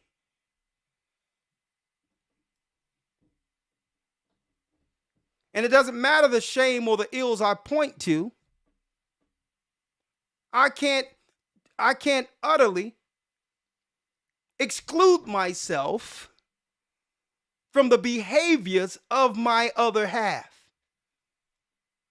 There's no way I can talk about it and shame it and not shame myself.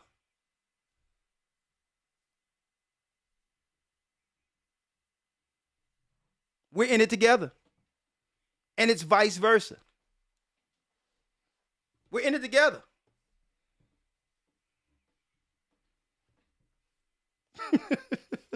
So, is there hope? Yes, there's hope. And we're going to talk about it before opening up the lines.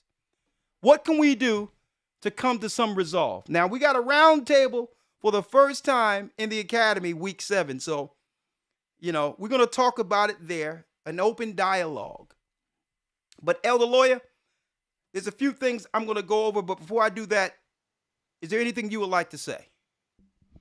Absolutely. I think first and foremost that this is definitely a timely discussion, especially with what a lot of we're seeing, as you're mentioning, some of these conversations that we're seeing taking place online on both sides, both from women who are disgruntled with men and men who are disgruntled with women. Yeah. And I'm talking about primarily disgruntlement between black men and black women. As we mentioned, what's going on with the other nations, even though ultimately, as believers and teachers of the gospel, we understand that it's to the Jew first, but also to the Gentile. Yeah. And we understand that these things are also affecting the Gentile nations. But being Jews, being people of quote unquote color, we always have to keep it in mind that we have to speak to these conversations as it pertains to us first. And one thing that is often missed or not even touched on or discussed in these conversations is something that you touched on earlier, and that is choosing the Most High, irregardless of what the scenarios may be, as far as the societal ills, as far as what may be going on financially, within our communities or within our individual families. It comes a point in which we must choose the Most High out of every circumstance, but also lean upon the Most High's word for understanding as to how we got here in the first place. And because a lot of that is not necessarily either touched on or people are just really ignorant of the biblical narrative of how we got to this point, a lot of these conversations have become circular. A lot of these conversations have just become just something, just conversations that people can have to create viral moments or to get steam behind their channel or build their online personality. That's really what it's become. But at the end of it, you don't really find any true solid solutions. And hopefully this Sunday, I'm not going to go into much, but hopefully this Sunday, we'll be able to present some biblical solutions as to what not only the problem is, but how do we solve the problem? And that's where I think that's where the key lies, the solutions. But getting to the point, where does this all stem from? And I know a lot of people don't believe the Bible. They don't believe the narrative. They don't. A lot of these things they consider to be fairy tales, especially when we're talking about the figures known as Adam and Eve. And again, I'm not going to touch on this too deep. We have a whole lesson on this coming this Sunday. If you want to hear this discussion in, I would say, in a continual discussion in its entirety, as far as the full problem, along with the solutions, I suggest you get into the academy and get into it for this lesson, if not for anything else. This week, what are we? Week number 7. Get into this lesson. I think it is probably one of the most important discussions we're going to have. But nonetheless, just presenting the point. When you go into the scriptures and you understand the narrative as it pertains to how we got where we are, something happened where sin and death entered into the stream of our existence, and it changed our lives and our existence forever. It tells us in the book of Romans 5:12, wherefore, as by one man sin entered into the world, and death by sin, and so death passed upon all men, for that all have sinned. Not some, not just men, not just women, but all have sinned. Okay? So as we're listening to these discussions, we're looking at one side of the discussion, or we're listening to one side of the discussion, and we're hearing men pointing out the negative things that women are doing, pointing out the evil things that women are doing. And you know what? A lot of those discussions, if you listen to them, you can say, that's a good point. You're right. Women are doing those things. Or specifically, Black women are doing those things. Then you'll go to the women's side. You'll hear the women arguments and them pointing out some of the evil things that men are doing. And you'll say, you know what? That makes sense. They're right. Men are doing some of these things. But here's the reality. How is it that both sides can be right pointing out the issues? Well, again, if all have sinned, then both sides are going to have evil or are going to have issues that can be easily pointed out and talked about and discussed. But the question is, where is the solution? There's going to be evil on both sides. Why? Because all have sinned. We've all been touched by this poison, this sting. As it says in the book of Isaiah 53:6, all we like sheep have gone astray. We have all turned everyone to his own way, and the Lord have laid on him the iniquity of us all. So we have all gone astray. Yeah. So you're gonna look at what the women are doing, and you're gonna find out that yes, a lot of the things that are being said about the evil things that women are doing, it's true, yes. And on the other end, you're gonna find out that some of the things that are being said by men are true. Why? Because there's sin on both parts. None of us are exempt. That's true. When you go to Romans 3:10, last scripture, as it is written, there is none righteous, no, not one. There is none that understandeth, there is none that seeketh after God. They are all gone out of the way. They are together become unprofitable. There is none that doeth good, no, not one. This is not just speaking about men, it's also speaking about women. So we both equally share in the iniquity. We both share in the blame. We both share in the evil. And as we're standing on either side, pointing the finger, saying who's wrong, who's responsible, who's accountable for all of this, the Most High is looking down at both of us and saying that you are all accountable. All of you are wrong. And if you all decide not to get this together, then you will all die. Simple and plain.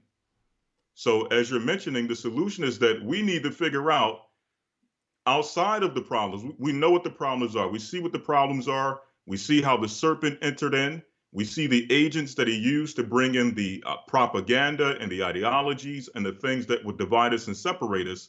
Now, the question is, what is the knowledge and the solutions that will bring us back together? And with that, I yield. Well, part of the solution, Elder Lawyer, is understanding what the problem is.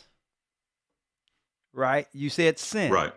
You was also talking about ideologies and all these others and the indoctrination as well as the propaganda that have tricked us into accepting what all of us know is an evil life, a wicked life. Right. But through propaganda, they can convince you to do it if, that's right, if only you can now what? Get lost in the crowd of others who are doing the same. This is how they were able to change the moral compass in people. Morality went from following a law and following God and standing with under our biblical principles to, it switched to what? The moral line is determined by how many people are doing a particular action. If they're doing it, it must be okay. So that has become the new moral line. And that in of itself, I said, Elder, I talked about the do it thou will ideology. Elder Lawyer, check this out. When I ask you a question, right? Well, how do we fix this? We have to get to the bottom of where you pose the question, how do we fix it? We have to get to the bottom of how we've gotten here, right? I need you to check this out, Elder Lawyer, when that ideology that they would placed on the world through music, an old Aleister Crowley ideology to change the world, to spiral the world into evil, was the what? The do as thou will doctrine. As long as I can justify it and people accept it, it's okay. Check this out. The Bible. Elder Lawyer. Yes, sir. How do we fix this? I don't know if you have done this, right? Back in the day, right? You take I used to take my sons when they were, toddlers or young, right, into a toy store, right? Now, when you put a child or take a child into a toy store, what happens? What happens? Automatically, with all the choices in the store, it's to a point where you have to now limit what the child's scope is so that you can actually get up out of there. They're in the store grabbing everything, putting it in I can't pay for all of this. But as long as you allow them to put it in there, they're going to just put everything. It's like insatiable. I'm in heaven. I got the truck. I got this. I got that. And I'm like, listen, you cannot have all that. And so what? You set parameters before we bring our children into the toy store. Because who wants to tell their child no? We're going in a toy store, but you can only have 3 things. right? We set parameters as parents, a discipline. Now, y'all may ask me, where am I going for? I'm going here. It tells us in Ephesians 4:14, Elder Lawyer, that we henceforth be no more children, tossed to and fro, and carried away with every wind of doctrine by the sleight of men and the cunning craftiness whereby they lie in wait to deceive. Now, normally, Elder Lawyer, when we go into the scripture, we only deal with the doctrines of false religion. But Paul wasn't warning us strictly of false religion. When you look at this word, every wind of doctrine, it's what? Instruction. The function or the information or a doctrine or a learning or teaching. It's someone teaching you against your moral standings. He says we can't be like little children. Doctrine, an instructor. Suppose someone is instructing you to do as thou will. That's an ideology or a doctrine. Then it says, Elder Lawyer, a doctor. Suppose a doctor is instructing you to get something that can kill you. Or a master or a teacher. That you do not get tossed all over the place. Now, how am I relating that to any winds of doctrines today, brothers and sisters? Well,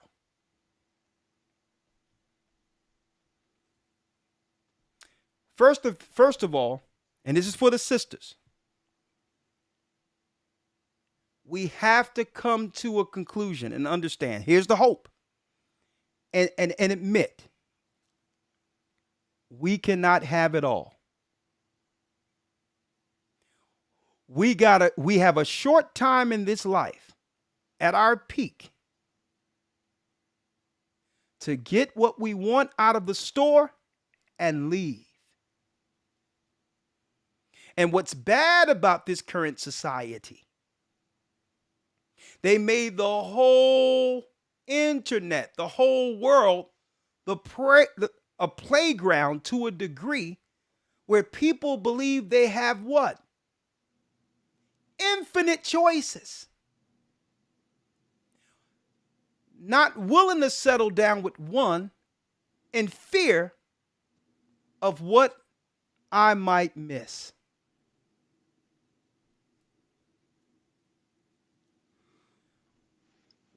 There was a thing coming up where it was time to settle down.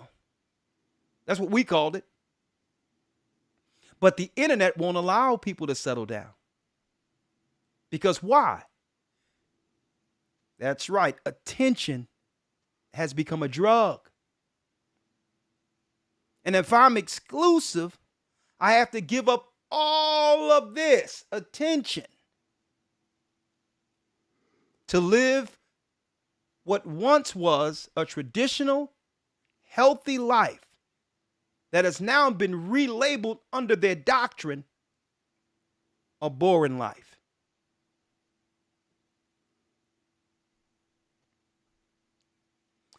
That's what we're dealing with here.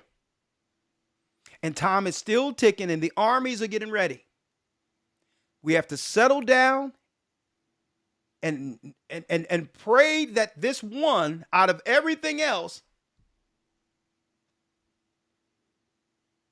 fits the bill.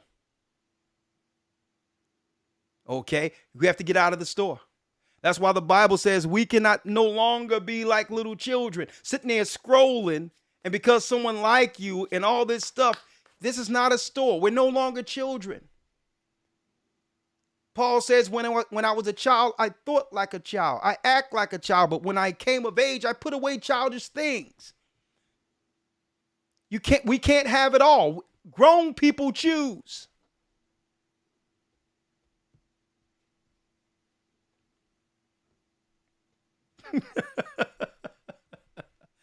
Grown people chooses. Because something happens when you let yourself, when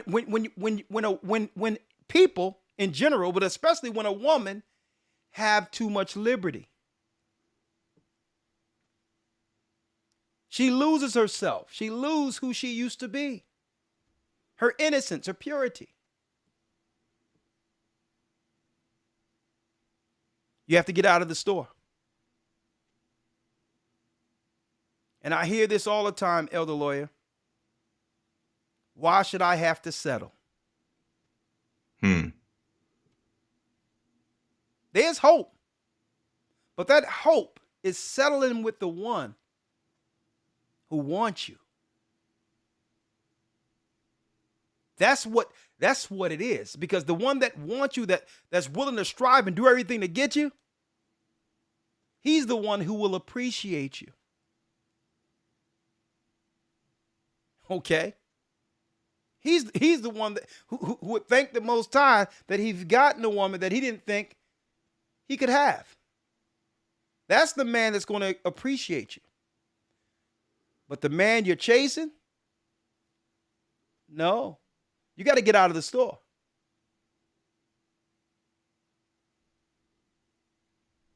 You got to get out of the store and get some protection. A war is coming.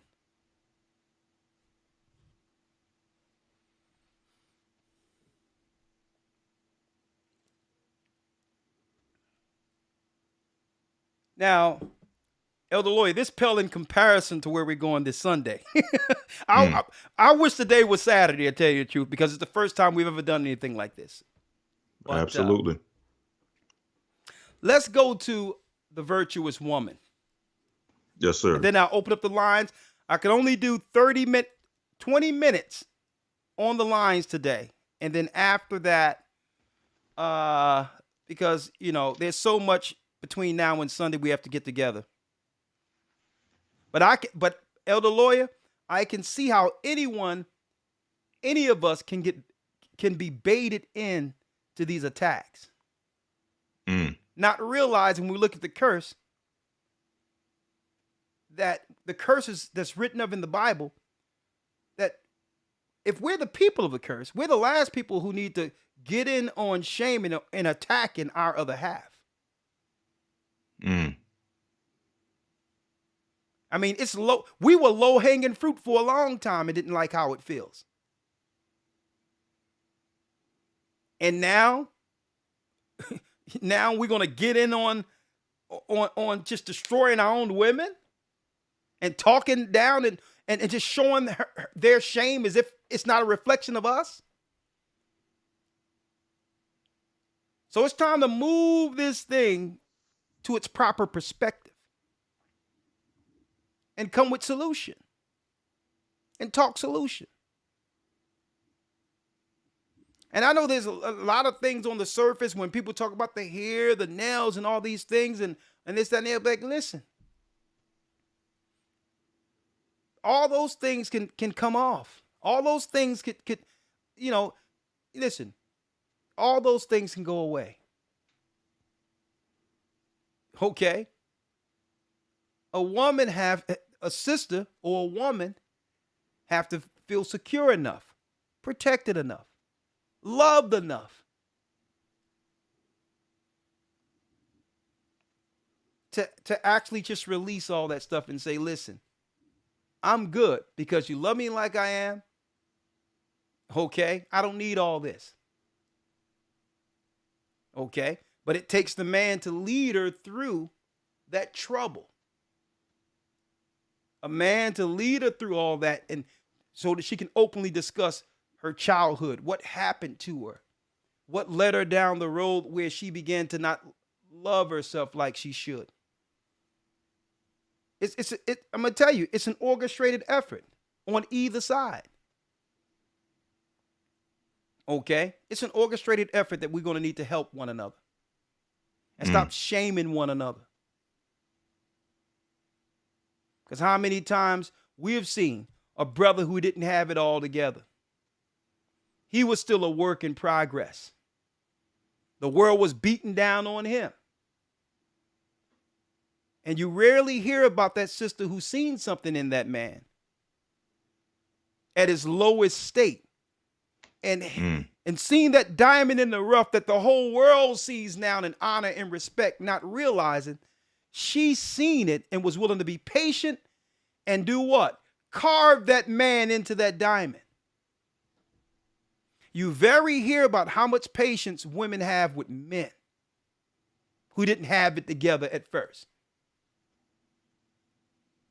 Wearing corny shirts and corny, shoes bent over on one side, and she sat there, she seen you the way you was and say, well, no, honey, those shoes ain't gonna work. Let me straighten your tie up. A matter of fact, or she not gonna embarrass you because you wearing it. You look up and there's a new pair of shoes there. Okay. There's a new shirt there. There's something there. She's not going to say the way you was put together isn't fit, even though you think you think you got it going on. But she was able to work with you and move you into that. But you very rarely hear about that woman. So why can't men do that for women? Instead of shaming them online and all that. Work with them each piece at a time and allow them to be secure enough to actually shed all that stuff they're covering themselves with. So it's an orchestrated effort. We're the same people.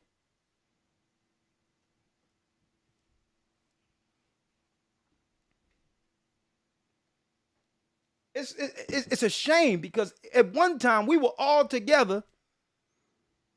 At least we was all together understanding the enemy at the door.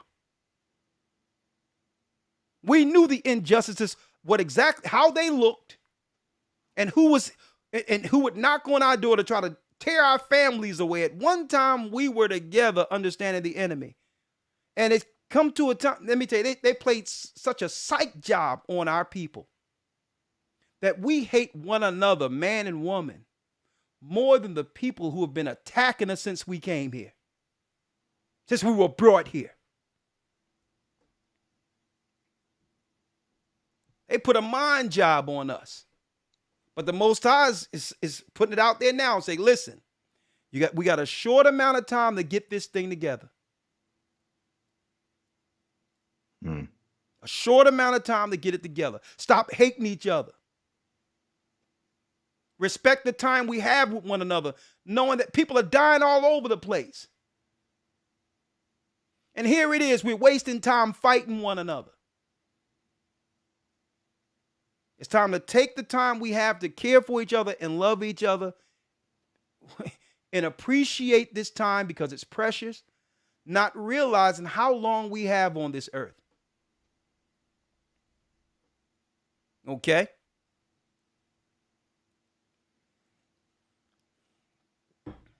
And I'm glad someone put that out there. I'm tired of pointing fingers. Exactly.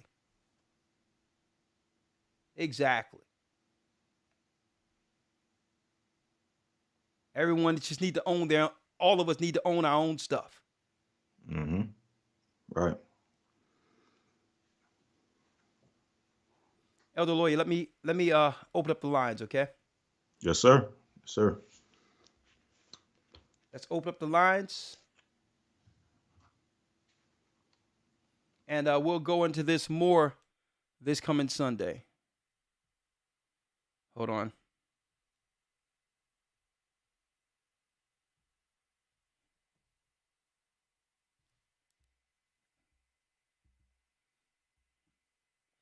Yeah, by the way, I need to tell you all that Passover, will be in Cleveland, Ohio this year. And we'll be able to hold the capacity that's needed. We would have had it in Atlanta, but Atlanta venues, they can't hold the number that we'll have, so in such a short notice. We will be in Cleveland this year, and if it be the Most High's will, the next time we do a Passover, it'll be in our place. It'll be in our venue, if it be the Most High's will. Okay? Something that's blessed where we can have our own. Absolutely. Hold on.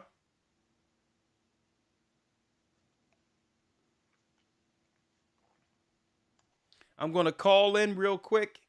Just give me a couple of seconds and we'll be right back. We have a brand new Academy Blog lesson. Talk Radio.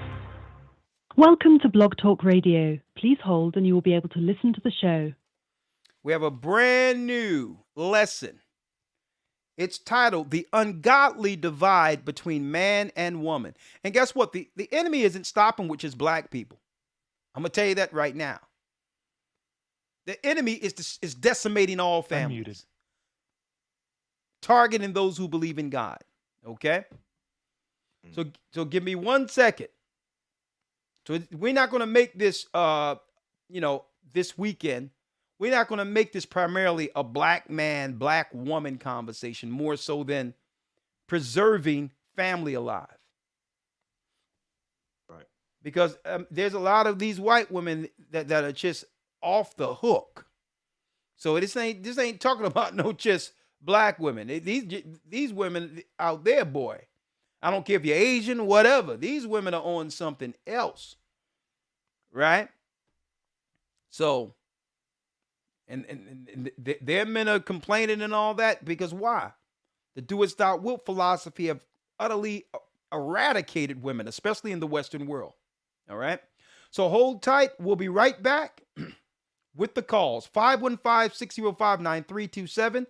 I'm going to take a quick 1-minute break and we'll be right back with the calls. Hold tight. The Bible.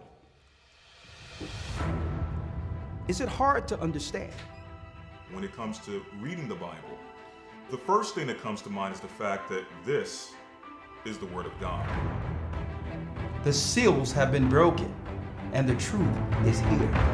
And when we go throughout the scriptures, when we go throughout extra biblical records, we find that the language that God employed, that He used to create the heavens and the earth, was the Hebrew language. Christ said, I came for the lost sheep of the house of Israel. But yet no one, no religious leader, no religious church out there anywhere can now identify the 12 tribes of Israel. Can we?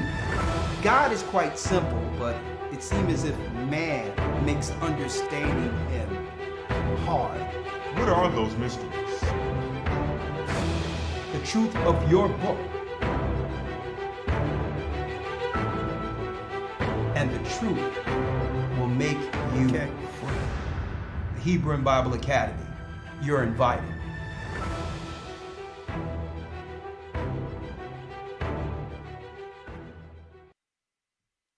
Oh yeah. Tonight we probably gonna end it with 2 wrongs up in here, right? But let's open up the lines. We have Andre has a comment. Brother Andre. Yes, sir. Shalom, Elder. How you doing, sir? I'm blessed by the best, and his name is Ahia. How are you, sir? I am blessed, sir, by the same. And as always, profound lesson. The Most High is good because you guys are truly responsible through the work of the Holy Spirit for saving generations of families. Because one reality that I face, and you guys touched on this in so many ways, but the perfect example that you gave, Elder, especially for my generation, is the child inside the toy store, the candy store with so many options. I spoke on a podcast radio station interview about 2 months ago, and we talked about relationships. And I said I think the biggest downfall of our modern generation is instant gratification, that vanity and vexation and spirit that comes with that, the demon that comes with that, because now I can get on social media and I have the option to be instantly gratified. People I would have never met in this world in person, I have the option to be gratified by them through attention, through whatever it may be, lust of the flesh. I have that option. And the technology was a blessing and a curse. It was a blessing because we can spread the truth through the 4 corners of the world like you guys have done. But it was a curse because, like you said, the technology affords us the ability to always have access to that candy store.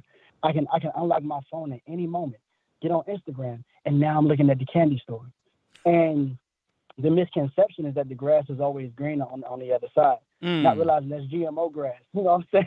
You know what I'm saying? So it's so profound when you guys bring us back to the basics and you say, listen, This is what the Bible says a marriage looks like. And what's so beautiful about Romans 1, and I you know what, I'll share something very personal with the body right quick, Elder. Romans 1 talks about inordinate affections. And of course, Paul was talking about men and women and things like that. But one thing I looked at when it came to the lust of the flesh and instant gratification, even something I saw in college and myself between using social media to contact a bunch of different people. Okay. That's not a natural affection either. Because a man was made to be a man with one woman in a family. And you get on social media and you have men everybody trying to live like Andrew Tate. Like the example you gave. I want to say it was last Friday. And that's an unnatural affection also. And one thing you touched on was abuse. And basically what I'll share with you is between the ages of 4 and 6, I was actually sexually abused by a babysitter of mine. And sorry to hear that. Looking back, thank you, sir. All praise to the Most High, healed, recovered. You know, that could have been something that brought us into truth. So I'm grateful for anything that the Most High aligned in the path to get us here. But I think what's so amazing about the perspective that you give is because looking back at that situation, that little girl who did it to us, she was between the ages of 14 and 16 years old, meaning somebody was doing it to her. She wasn't protected first. And it truly shows the damage of our community. It truly shows the damage of our community and the reconstruction, the re-education, the revitalization, all these things that has to be done through the tenets of Christ, using the fruits of the Spirit, using the Beatitudes, using the tools that we have within the Scripture. And that's why I spoke about Romans 1, where Paul talked about professing themselves to be wise, they became fools. That's us with this access to technology. My generation has the greatest access of technology we've ever had, but no wisdom on how to use it. And with that, I'll yield, Elder. But I just want to say, bless you, because you guys are responsible for saving a generation of families. And it's all praise to the Most High. Thank you, my brother. And of course, I'll see you on Patreon. My brother, I really respect you, man. You're my man. So, hey, I'll talk with you Friday on Patreon, my brother. Shalom. All right. Bless you, Elder. Thank you, sir. Bless you. All right. We have Dennis who have a comment here. There's hope for the daughters of Zion. Yes, there is. The Most High, listen, the Most High didn't give up on us. Neither shall we give up on our people, on our sisters. Right now, the internet and everything is beating down on our sisters. We have Danita. Okay, that's Danita. Danita 443. Shalom. Shalom, elders. This is Danita from DMV. Yes. Just want to say that the topic tonight was very profound, and I just feel like the nation, as a whole, needs to heal, from everything, and like you said, stop pointing the fingers and try to find, own up to what we do and just try to make it right with each other within our nation. Yeah. And, just go back to the Most High. And I just yield with that. Well, thank you, sister. Praise the Most High. Thank you. And I hope you'll be there for this Sunday. All right. Yep. I'm in the academy. Shalom. Shalom. All right. We have Shamna Wa'ala. Shemaya Allah. Shalom, brother. Shalom. How are you? I'm well. I just want to give all praise, honor, and glory to the Most High for this ministry. Definitely bringing back families to the fold, and fathers to the sons, and mothers to the family as well. I just had a comment about, I really like the soul era and how our people operated aside from the atmosphere of obviously the drugs that were used. But I felt like looking back, because I wasn't present. Sorry, I wasn't present, but I just felt like there was a lot of love amongst us back then, and we were more tight knit. And we were more natural in all our ways as a people, you know, like as far as how we carried ourselves. Brothers dressed with class, they walked with class, they walked upright. Sisters, same. You know, we're definitely closer back then, and I think that it starts with how we present ourselves as men and women to each other and in our communities to get us back to be able to be proud of where we come from. You know, we are proud in understanding who we actually are to God today, but amongst ourselves to look our brothers in the eye and say, you're my brother, you know. To our sisters, look our sisters in their eyes and say, look, you're my sister, you know. And I just think it's coming to a head where that's going to come back alive, where we're able to have these discussions. Yeah. And that's my comment. Thank you, my brother. And yeah, there was more love coming up. Those 90s, those 80s, those 2000s, early. Yeah, you're right. Before the internet. All right, thank you, my brother. And I'll tell you what, the Bible says knowledge will increase. The internet have done a lot of positives also in putting out the word and bringing our people together. All right, and but on the other hand, I mean, I seen online the other day where, you know, and I'm gonna see if I can get that video and show it, where there was a scenario. It's a younger girls in their 20s. Where the husband now she already have a husband. She won. She should be out the store. She already have one. She actually won. You know how many women that can't find a husband? She's in her mid-20s and the husband gave her an ultimatum and said, listen, you know what I mean? It's either Instagram or me. I can't do it no more. This thing have consumed you.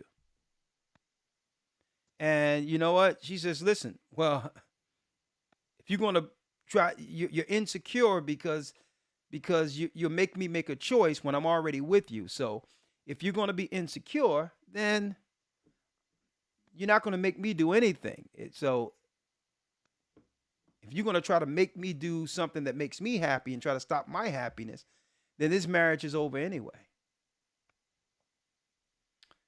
And I just shook my head. I'm like, I looked at it and I said, I can only pray for the sister, because her 20s, she's probably, you know, nice looking and all these other people giving her likes and jumping into her DMs.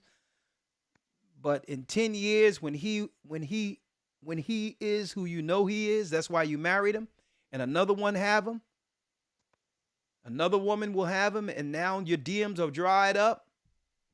You're going to realize, you know what I mean? You're going to realize that you were deceived.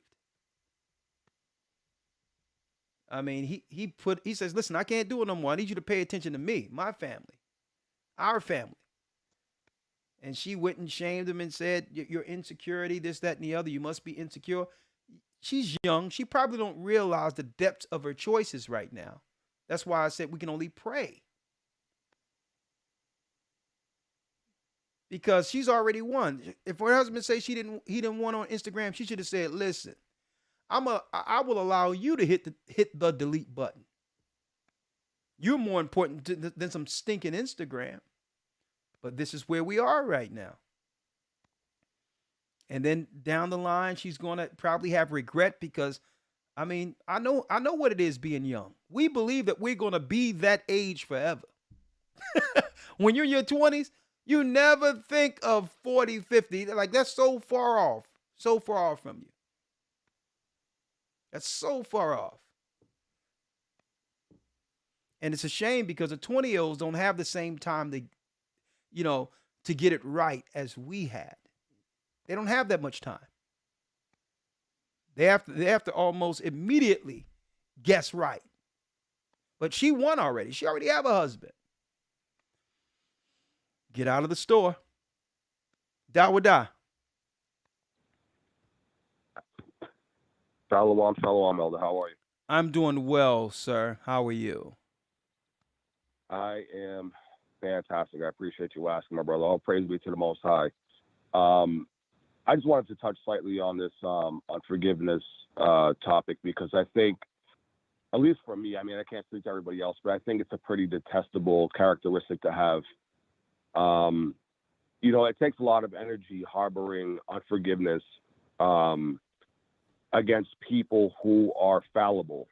You know, I believe that, you know, if we truly love Christ, we truly believe in the Most High, who can pick us out from a grain of salt in the middle of the ocean and still love us regardless of our errors, then we should be able to do that, because I believe that, you know, love is something that is infallible.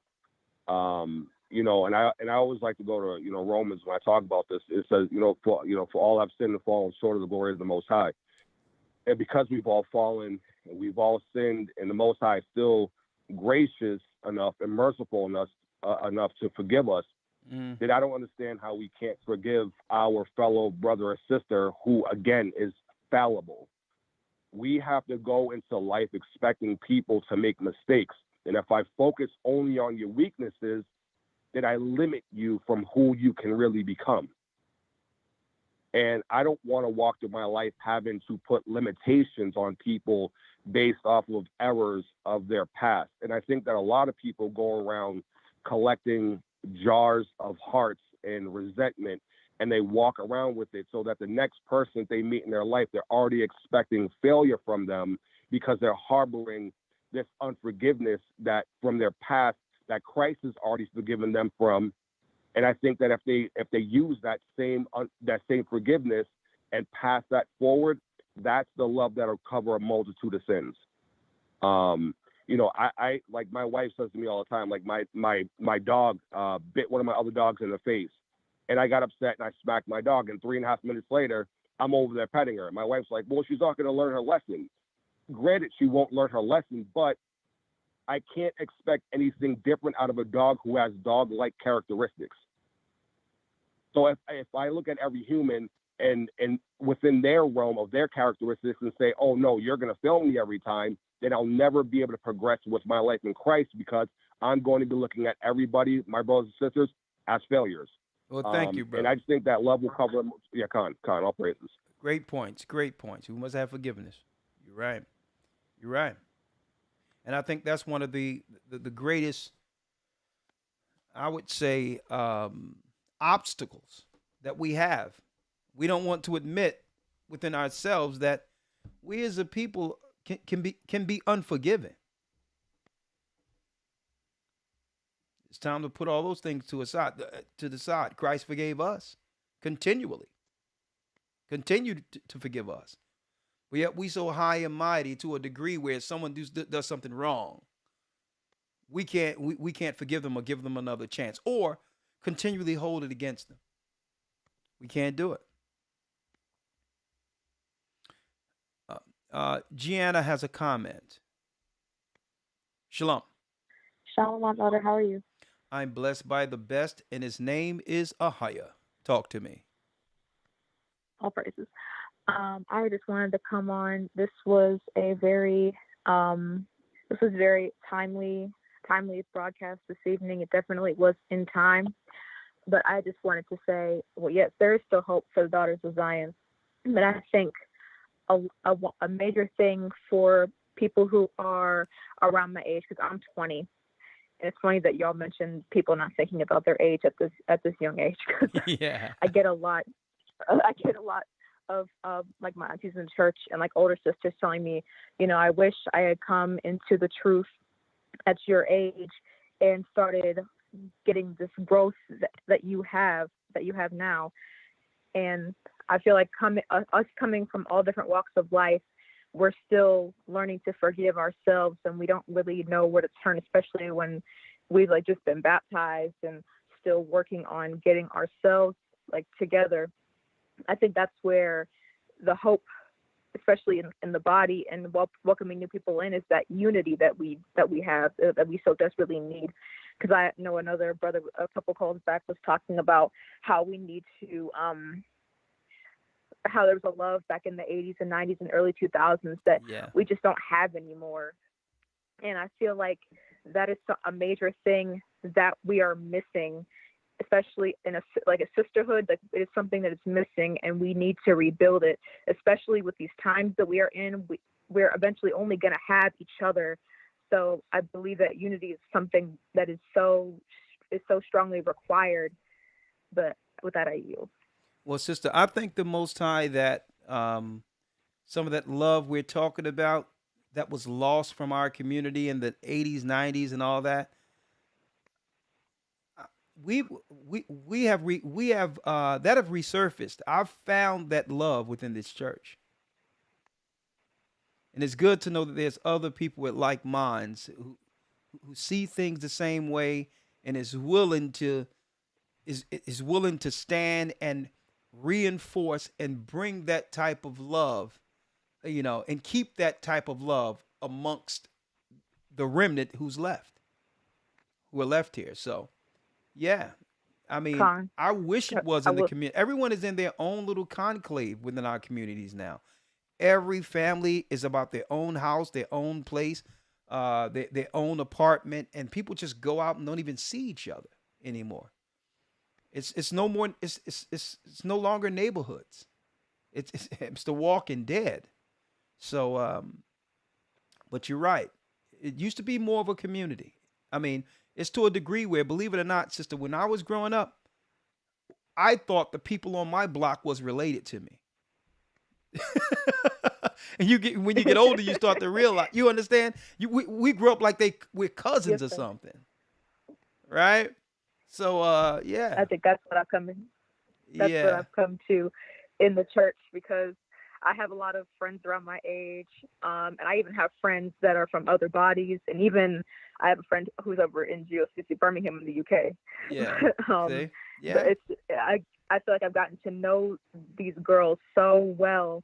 Like, I've never had such good friendships, such good bonds with people in my whole life until I came to this church and started bonding with these girls who are now like my very best friends. Yeah. And if you're listening, I love y'all. Bless you. And yes, I know a lot of no one can change, sister, or go back in time and change, but you are in a blessed position to be at your age, to understand what this is, to not make a lot of errors. Life isn't going to, the errors of life isn't going to dictate your path, right? You're in a very good place. Just stay there and understand it's about serving the Most High first, and keep your body pure for that man the Most High will bless you with, and understand that there's honor that comes with that and a reward. Okay, so you are in a very, very good position, not to have, stumble through life with regret. You understand? You're in a good place. Just make sure you stay there and always keep the Most High at the forefront. Okay? Yes, sir. All right. Bless you. Give him praise for all things. All right. Shalom. All right. Tiara has a comment. Shalom, Elder. How are you? I'm blessed by the best, and his name is Ahia. That is amazing. I can't believe I got into queue. I'm sorry. I'm just trying to get over that. But Okay. I just have 2 quick points. Yeah. I had, when I was younger, like young, 15, I remember having a conversation with a woman in church. And I was like, I'm not going to get married until I'm in my 30s. And she was like, you don't know what God got planned for you. And I was like, yeah, 30. And then, by the Most High's timing, I got married at 23. And I've been married since. And Good for you. I'm 30 right now. And I just praise the Most High for my husband. And then also touching the part where you said, like, the women who get a diamond in the rough. Like, when I met my husband, he was a diamond in the rough. He was going through homelessness. His family was going through things. And I was just like, hey, what's up? Whatever. Like, you're a great person. Like, I want to be with you. And, we got married within a year being together. So I just thank the Most High. Sometimes you just have to look at who the person is, not always their situation, because the Most High can bring you from whatever. So that's all I had to say. Thank you, sister. And that is a good point. That's a good point Sister Tiara made, I'm not a proponent for women, you know, taking care of men. All right, I'm not a proponent for that in of itself.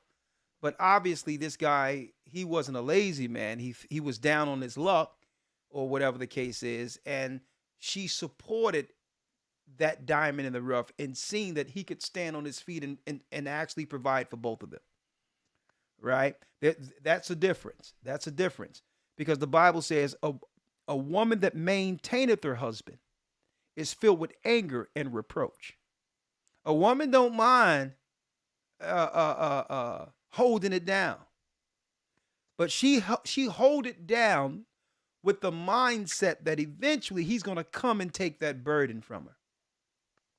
And if you don't take it from her, the Bible says she'll become what? That's right, angry.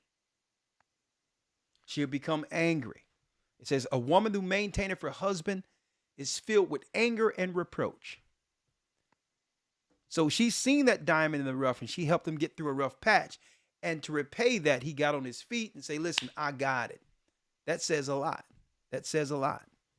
But see, brothers have an error where if a woman come in on one level and doing these things, he don't realize that she's only doing it as far as she could in hopes of him taking it to the next level. And men will look at what she's doing and say, well, you've been doing that. No, I'm not supposed to take care of you, sir. You're supposed to take care of me. So men will look at that expectation and believe that, okay, it's time to chill. Nah. If a woman is holding it down, the mentality of a man coming in is saying, well, okay, I'm here to take this burden off of her eventually. And I think the mistake happens where sisters don't come with an outright conversation or a plan, hoping that he's going to, that he's going to, pick it up or understand. It doesn't work that way. She have to say, well, listen, here's my future plans and what I want to do. And eventually I hope that one day I can be home dealing with the children and I'm off of this. And here's the deadline on when this is going to go down as far as what I see for my life. So women are hesitant to say what their overall objective or plan for not working or whatever the case is. They rarely talk about it, and they expect a man to listen to it and say, well, okay, I see you holding it down. I'm going to come in and do my thing. Nah, conversation. The Bible says, with communication, forget not. And that's another thing that make women angry. Men aren't mind readers. Women can be amongst each other and almost finish their sentences and all that and know what another woman is thinking and all that because you're emotional creatures. Y'all trying to help each other and y'all can feel that thing, whatever that need that the other person must come in and compensate. Men don't roll like that. You have to tell us, okay?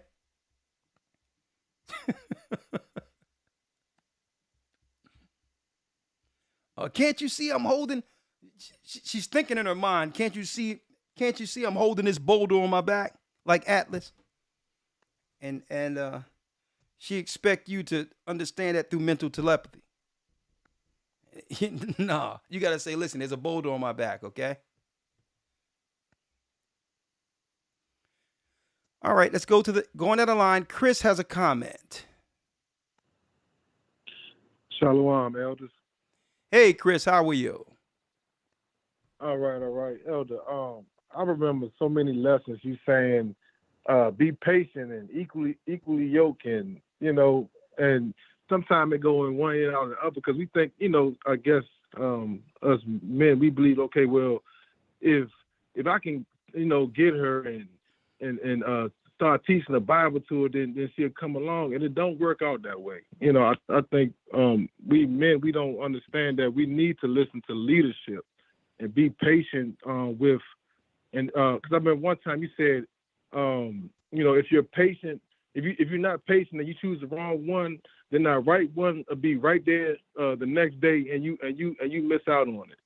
So I think a lot of time we have to just dive, like I always say, dive into these lessons, and the more we dive into these lessons, the more we'll be on one accord with the leadership, and then we can finish the sentences that our elders, that you guys would say. But it's like being out here today.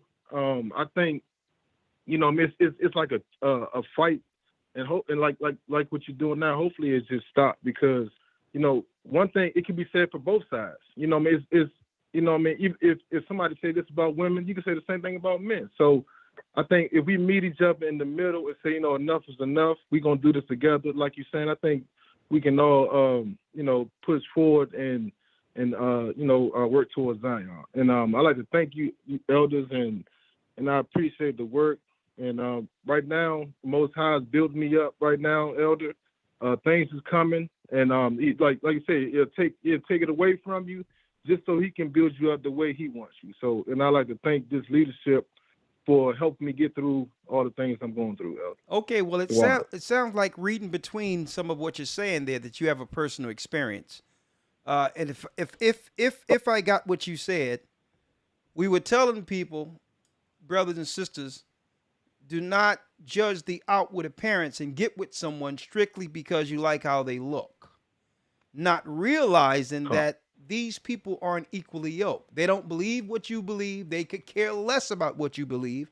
And a matter of fact, they'll get in a relationship and hate and resent you for forcing them into believing something that they don't want to believe. So I take it that that's one of your experiences now? Yes, elder. Okay, hold up. That's a yes or no? Yes. Okay, and where is she? We're separated. I'm in Georgia. She's in Georgia too. Okay, but hold up now. Yeah. Let's get it now. Let's get it. So this could have easily been avoided if you would have said, you know what? I know this woman don't believe what I believe. And I know she's going in one direction and I'm in the other direction. Thank you, but no thank you. That could have easily been avoided, right? Con. Yes, elder. And even on top of that, elder, what happened was, I said, well, because they was getting an understanding of she was getting an understanding of who we are. And I said, well, can we study together and, come to one accord? And it was yes until we got around each other. Then when we got around each other, it was like, okay, well, my family is on this side, which is the Tetragrammaton. When we got around each other, where were you before you were around each other? I was in Silver Spring, Maryland. I had my own place and everything, elder. And she was where? Yeah. And she was in Georgia. Okay. Where did you meet this woman? I met her online, elder. Yep. Matter of fact, she inboxed me, elder, and inboxed you. And at first, like, honestly, I wouldn't answer her phone calls and all that. I was, but she was real persistent, and I said, well, she liked me, yeah, right. We agreed, to talk, and then we were talking, and then she invited me down here, and then I was going over the Bible. I thought going over Bible, we ended up getting married. Yeah. We did our first study. I had all the scriptures down, and I went over every scripture, and it was like I let her listen to you guys. So she had her own church. So let's go here. So she was already in a church, correct? No, elder, she wasn't. She was actually just coming in. Her family was. Okay. Her family was in the church. Her family's in the church. Okay. So when did this thing take a turn for the worse? What happened?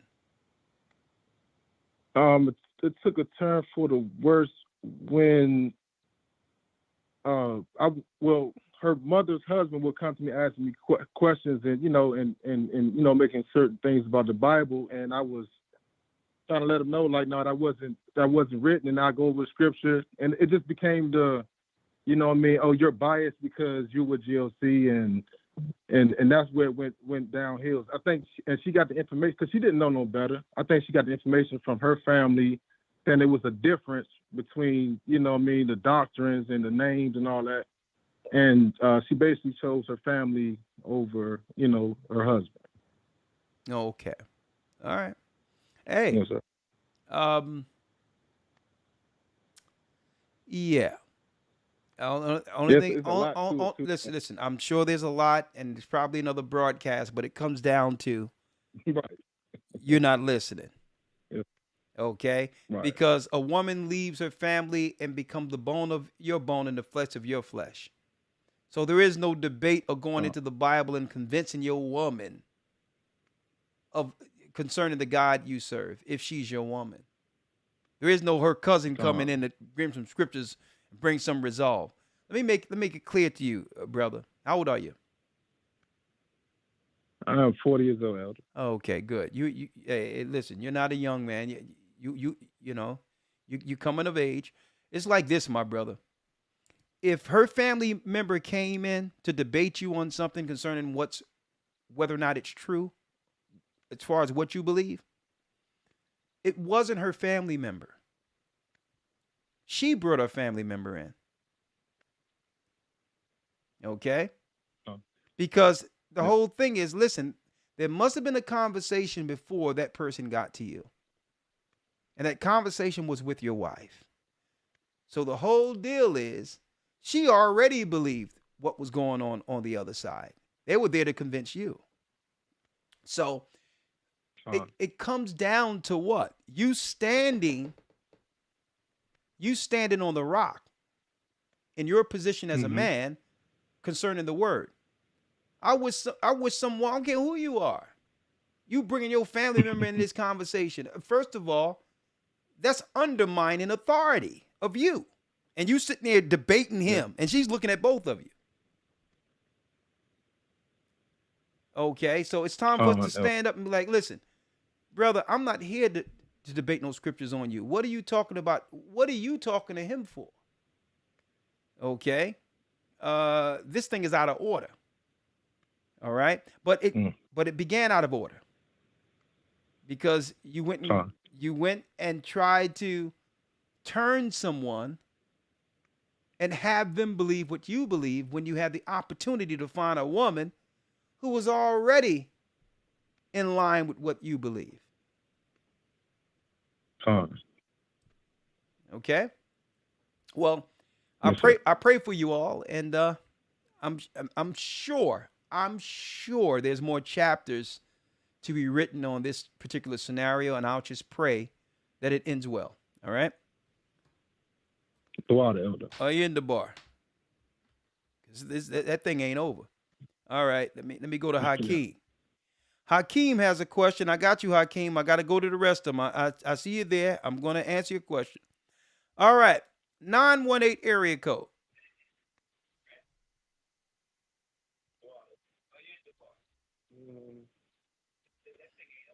Okay, I hear myself. I have to get back with you, 918-313 area code. Hello. Hi. Hi, Elder. My family. How are you guys? We're blessed by the Almighty, if you will. Right. I really just wanted to really just hit home on a conversation and kind of just give some advice to, some women that may be struggling, just in this period, as we're growing, to love ourselves and to, love our man and really to accept, truth for what it is. And saying all that to say, I myself recently, I've been in truth for about like three going on 3 years. Okay. And about 2 years ago, I end up meeting someone. He was like opposite of our descent. He's African and I'm an American. If you will. And so we had a baby. Long story short, we kind of went separate ways as we were. How can I say it? For many reasons, if you will. Many of them is the way of living as we both grew. Saying all that to say. But sister, what right now you're dealing with? You're speaking with the train of thought as a thought come to you, right? What is the advice you want to give sisters? I just want to give sisters the advice of just staying real, just strong in this time, and really follow the commandments of the law. And once we start, following the law, things will, come together. One thing myself is that I always, thought I wouldn't find a real man in this society the way that, things are going and life is. And saying all that to say is that, there is hope, as we do follow like the law. And me, myself, leaving my daughter's dad at 5 months pregnant, and being celibate since then and really honing in on myself. Sometimes we like to blame, other people for things that we've experienced and endured, but we have to be real within ourselves.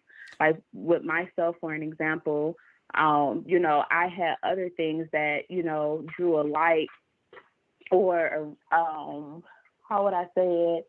It just drew closer, like to me throughout the relationship, if you will, that I had to be real with. Sometimes we Sister, really sister, aren't. I'm trying to put together what you're saying. What are you saying? Okay. So what am I saying is basically just really just stay true to, what the Most High, like his laws and his commandments. All right, let me ask you this question because I'm seeing same way I'm trying to piece together when the brother called and I was able to extrapolate and piece it together. Are you saying to stay with the laws of the Most High because you wish you would have done that when you ran into the African guy?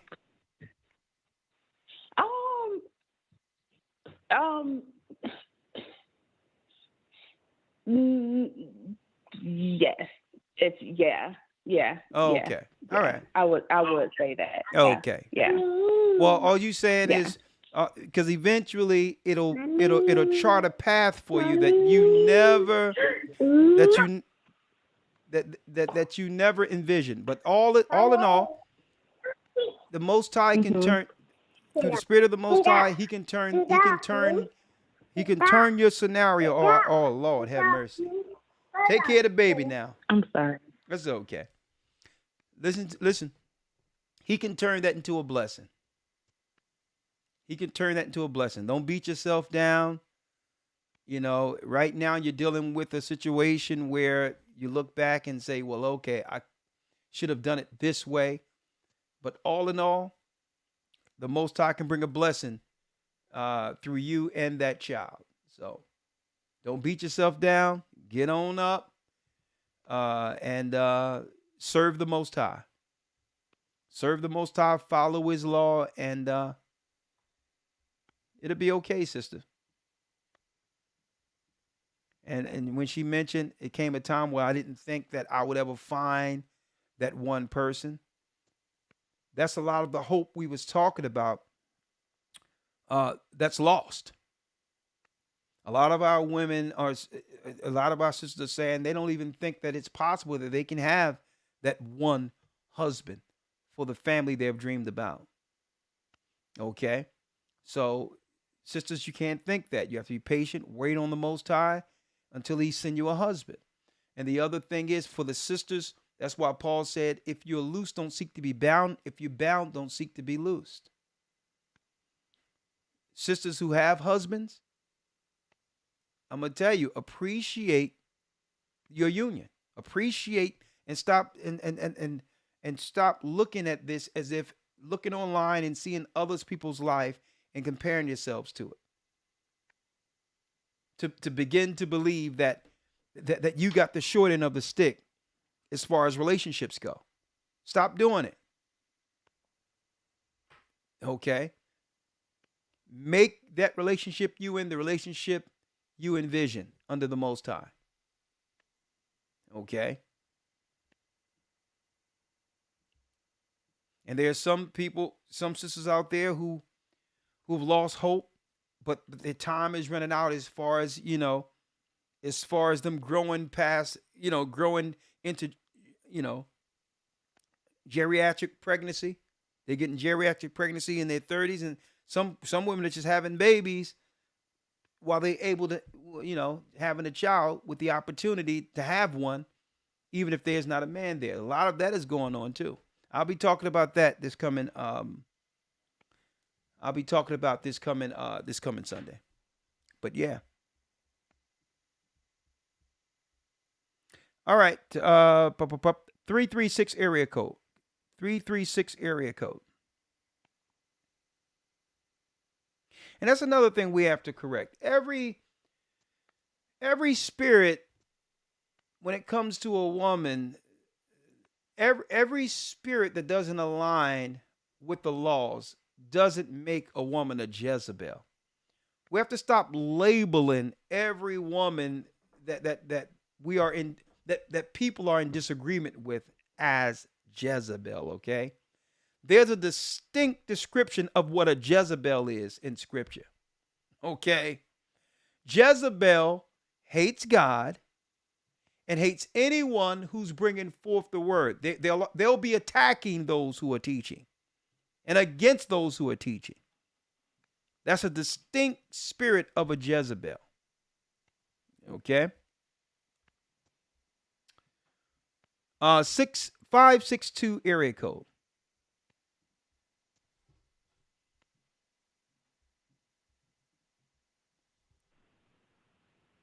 Hi, Shalom, Elder. Shalom. Shalom, Elder? Yes. Can you hear me? Yes. Hi, this was a good lesson. I'm glad that you did a lesson on this. Like, I'm so happy about that because, like, the Most High, He is so good. Like, He really is. Like, I have a testimony I just want to, like, share real quick and stuff like that, if you don't mind. Yeah. Yeah, Okay, the floor is yours, sister. Your name I'm again? 26. Okay. My name is Star. I called a while back. Okay. I called like a few months ago. All right. And yeah, I had just been through so much, and I just, I'm just so grateful and blessed. But anyways, I just had a baby, and I have 4 kids now. So well, congratulations. I had my baby in October. Congratulations on the baby. Thank you. And I have a husband and stuff like that. I'm so blessed and thankful. And like you just said, like, being like appreciative of our husbands and stuff like that. Like that, just everything that I've been through, it made me feel just so, grateful and thankful. And I just lost my mother too in October. So it was like really like a lot, going on and stuff. But I believe like it's okay. Like I know she's in a better place. And if I work hard and I follow the rules and do what I'm supposed to do at the Most High, I'm going to see my mother again and stuff like that. But like I was just saying, yeah, I just experienced like just a traumatic giving birth to my daughter. Like, so I lost my mom in the same month of October and everything like that. And my uterus had erupted to the point, Elder, like I could have almost lost my life. Sorry to hear that. Like the doctors telling me like, it's okay. The doctors telling me like, oh my God, you're so lucky and stuff like that and things like that. It was like a miracle. Like I was in the NIC for 1 day. I was breastfeeding my baby. They was bringing my baby up there and everything. And I was like in the NIC when my mom passed. My mom passed in the NIC, and when she passed, the room was down the hall from where I, experienced everything and stuff. But I believe the Most High was definitely with me because I really could have lost my life. And I just want to get on here and just say, like, I have not shared this with a lot of people, what I've been through and stuff, but I am grateful that I'm still here, and I am grateful that I do have a family, and I'm grateful that I did have my kids early because I had a lot of people telling me that I shouldn't be having kids back to back and stuff like that. But I'm happy that I did get to bear 4 beautiful kids, and they're such a blessing. Well, all praise be to the Most High. And I just had to bless you and your family. That's good to hear. That's good to hear. Families are together in Yeah, this and, truth. my husband, In this truth too. he's gonna What- get what's- baptized next month. Look at I that. got baptized already in March, so Oh, we're just clap trying on to, that. you know, get to the kingdom, and you know, Bless we really do appreciate the work that you guys do for the church. I love watching y'all every Wednesday. I'll be on it. I'll be watching it. I'll be Fantastic. trying to. I got an academy, like twice, me and my husband and things like that. We Thank just you. love it. I'm just so shocked. Like, I'm just happy that God opened our eyes, because I was once in the world, which we all was, and like, I'm just happy that I'm blessed that the Most High really had, you know, patience and mercy on my soul, because, you know, who gonna take care of my kids if I would have had died and stuff like that. So Well, sister, I just you like okay? every day, like I'm The Most High bless you. right, and I just the Right. devil he just be tricking me, because I be feeling like emotional, elder, like, you know. Well, I be sis- like, dang, sis- like this sister- really happened to me. Sister, listen. Listen. That's something that and I'm going to talk about that this Sunday, when the Bible says that that with Eve's curse, it says that he would multiply her sorrows. Worrying and thinking about things that, you know, thinking about things that will lead to worry or sadness is part of the curse. But at least you have that pillar. You have that pillar next to you. You have that man who can sustain you, that man who can secure you and tell you, listen, it's all right. I'll help you through this. So that's the importance of having a husband, and I'm glad you've been blessed with one. All right. With that, I'm gonna put you on hold. Yeah, shalom. Shalom, sister. See you this Sunday. Going down the line, I'm only going to take a few more before the broadcast is over, and then I'll open it up for calls this coming. I'll open it up for calls this coming Friday. All right, this coming Friday on Patreon for the loyal Patreon members. Nicole. Oh, that's me. Oh my God. Greetings. Shalom. Elder, can you hear me? Yes, I can. Shalom, Sir? Nicole. How are you? Oh, good. All is well. Thanks be to the Most High. I was Okay. checking in because I have the scripture in Corinthians, I think 11, that says that the head of every woman is man, and Is the man. Yes. So Yeah. I was thinking about or meditating on that scripture a few weeks back. Yeah. And I believe I got a revelation based on the plight of our people that could possibly, not most of the time when people minister or teach that, they think in terms of the head of every married woman is a man or is the man. But I really, based on the need for men in our community, would you agree that it could also mean that the head of every woman, meaning women all together, are men? Because Absolutely. What you're saying is the lack of men? sister, that's not a revelation. That's the way it is. That's Well, that's the way it is. The head common sense would tell Mm-hmm. anyone who's looking at the world that the head of women are men. Men build when men have built the infrastructure and society that women live on. Right? So Yeah, the same that's way true. the That's same right. way the Most High is the foundation of the heavens. There's a proper order in place. And this is why it's the devil who have programmed these women to talk about the negativity of the patriarchy. Like, what are you talking about, Yeah. patriarchy? You're talking about man. You know, Yeah. I mean, man is the patriarchy. What are you talking about? You know, the same man that you were in your father before you were in your mother. No no man. Don't forget. I think people. I don't know whether or not they're looking at TV or TV of the idiot box on TV have distorted their minds. You were in a man before you were in your mother. That's right. The patriarchy is why you live. So what I'm saying is you're Right. absolutely correct when it says the head of the woman is the man.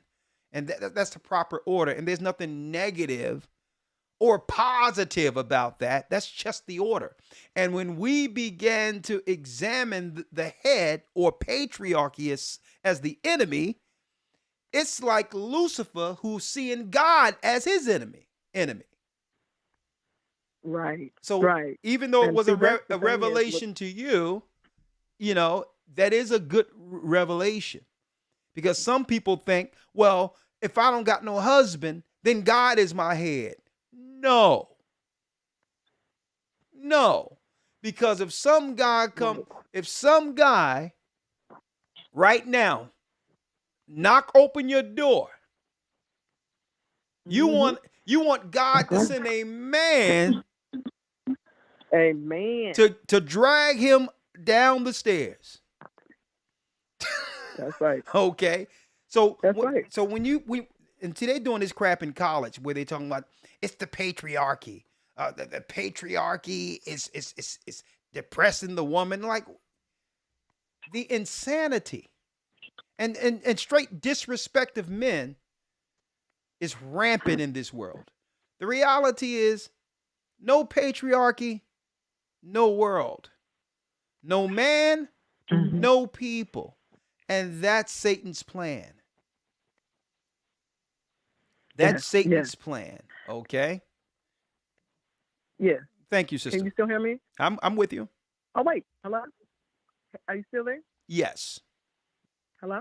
Oh, okay. Well, I have another question really quickly. Will we be married in the kingdom? And is it possible for my husband to baptize me? Is there something in the Bible that? No, the church will baptize you and your husband. That's how that goes. Okay? Because you have to be under I definitely want to. No, you have to be under the offices the authority of the offices that's established in the earth for baptism. That's number one. That's an order. Okay? Okay. The first question when you say is there marriage in the Bible? I mean, in the kingdom. It depends. If you are one that is changed, there'll be no need for marriage. Okay? If you're changed, then you're like the angels. And it's talking about when Christ come and you're changed. Now, will you still know each other and be able to interact with each other? Absolutely. But it's going to be a different type of love and fulfillment outside of the flesh, outside of just it being fleshly. Okay? There's no satisfaction in the universe compared to the satisfaction going on right now in heaven. And there's no fleshly acts going on there. Okay? So yes. Sir. Well, that's good to know. Exactly. Well, I just want to. But I have to go to the next call, though. Okay. Just really quickly, go ahead. Would you consider doing something on secret societies, because that's a real stronghold, not just in our obviously in our community, but also in marriages where you have people that have taken oaths and rituals, to these Greek and entities. Oh yeah. Okay. Elder Lawyer. Is Elder Lawyer with me? Yeah. Hello? Yes, sir. You know what? That's a good idea. Elder Lawyer, we're going to do a lesson on secret societies and the occult. Absolutely. Because what brothers and sisters don't know, they don't know that there were Chaldean sorcerers and all that in the past during the time of Nimrod, and who are working against Abraham, the science of Egypt and all that. They can't relate that to the witchcraft and sorcery in the Bible. So I would like to do a comparison to what Freemasons are doing and how they were doing it under the ancient times of Babylon, so that people can know that the whole world is a cult and it's an occult. So we're going to do secret societies and the occult in the Hebrew and Bible Academy next academy. You got that, Lawyer? Sounds great. Yes, sir. I'm going to start putting it together. I got my book here. The Origin of Freemasonry of King's Templar. I got that. And I was able to order one of the oldest Freemason encyclopedia in the United States. From Philadelphia, where one of the biggest Masonic places were, I got one of the original encyclopedias. And folks, you're going to find out this whole construct is a cult. All of it throughout the whole earth. And there's levels of it. You got the East Indians who are a part of it. You have what you would call you have what you would call the Muslim Brotherhood, which is a part of it. They're all together under one accord against the children of Israel who have built their construct. So, sister, we're going to do that. I'm glad you mentioned that because it was in my mind to do it anyway. That confirms it. Thank you. Thank you. All right. Thank you. Bless you. Okay, man, that lesson is going to be on. I'm going to write that down right. I'm going into that immediately. Secret societies and the occult. Whoa. I'm already listen, I already see how that thing going to go down. We can have, don't forget, Elder Lloyd, we're going to have the Skull and Bone 322 at the beginning of that lesson to show all the bushes and all that, Skull and Bone. At the beginning page on that lesson. Hey, that's gonna be big. I'm ramped up for week 7, but now I got something for the next academy. Praise the Most High. That's gonna be big. 971 area code. Wow. Hey, shalom, Elder. Bless you. Your name? Hello. Oh, it's Brother Israel. I was just calling in for a question, and it was about the Vatican. I just want to get a little bit more understanding on like how that deadly wound was healed. Does that mean that they're back and now they can influence legislation and other countries in America? No, when it says her deadly wound was healed, Rome was healed. Okay, Rome was wounded. Okay, Christ wounded Rome. Okay. Christ wounded Rome. Okay, and how did he wound him? Because when his doctrine came, many of the Gentile pagans who were dealing with Mithraism began to convert. And understand that there's what you would call a spirit of oneness when it comes to their religion that leads to patriotism to move forward their order. When their people started leaving paganism and coming to the truth of Christ, it fractured the republic. Now, her deadly wound was healed. The deadly wound was healed. And eventually, our people began, the Christians, black Israelites or Jews, began to war against the construct, and their people were helping us. So eventually, Septimius Severus, Pescennius Niger, who were Christians also, went at war with Rome and splintered Rome, and our people became the kings and nobility over England and Europe for a time. But her deadly wound, deadly wound was healed, right? When they founded America and made America an extension of Rome. Now, America would pick up from where Rome left off before being wounded. It was Christ and our people who wounded Rome. It was a war against Esau and Jacob. Okay. Got it? Wow, that's interesting. Yeah, that's interesting, man. I was also gonna say I'm gonna try to call you, man, because I've been trying to. I wanted to still make that 15th Diamond movie.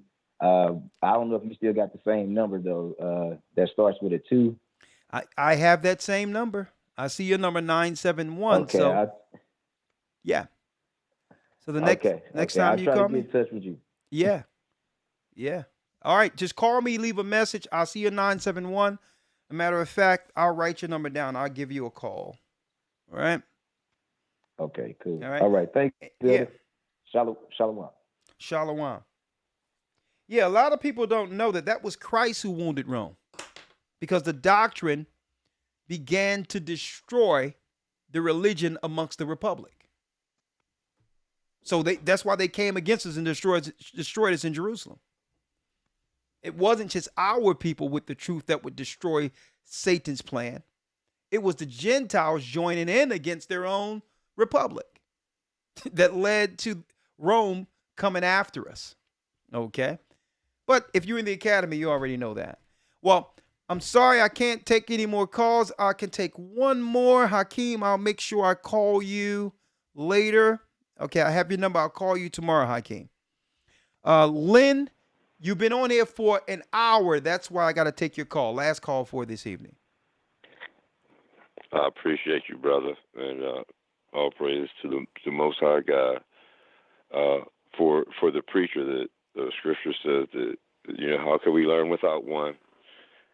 And I just wanted to say that we are programmed through social engineering for psychological entitlement, and we are fighting for theirs, our oppressors. We are fighting for theirs, and we are killing ours. I can give you an example of the programming.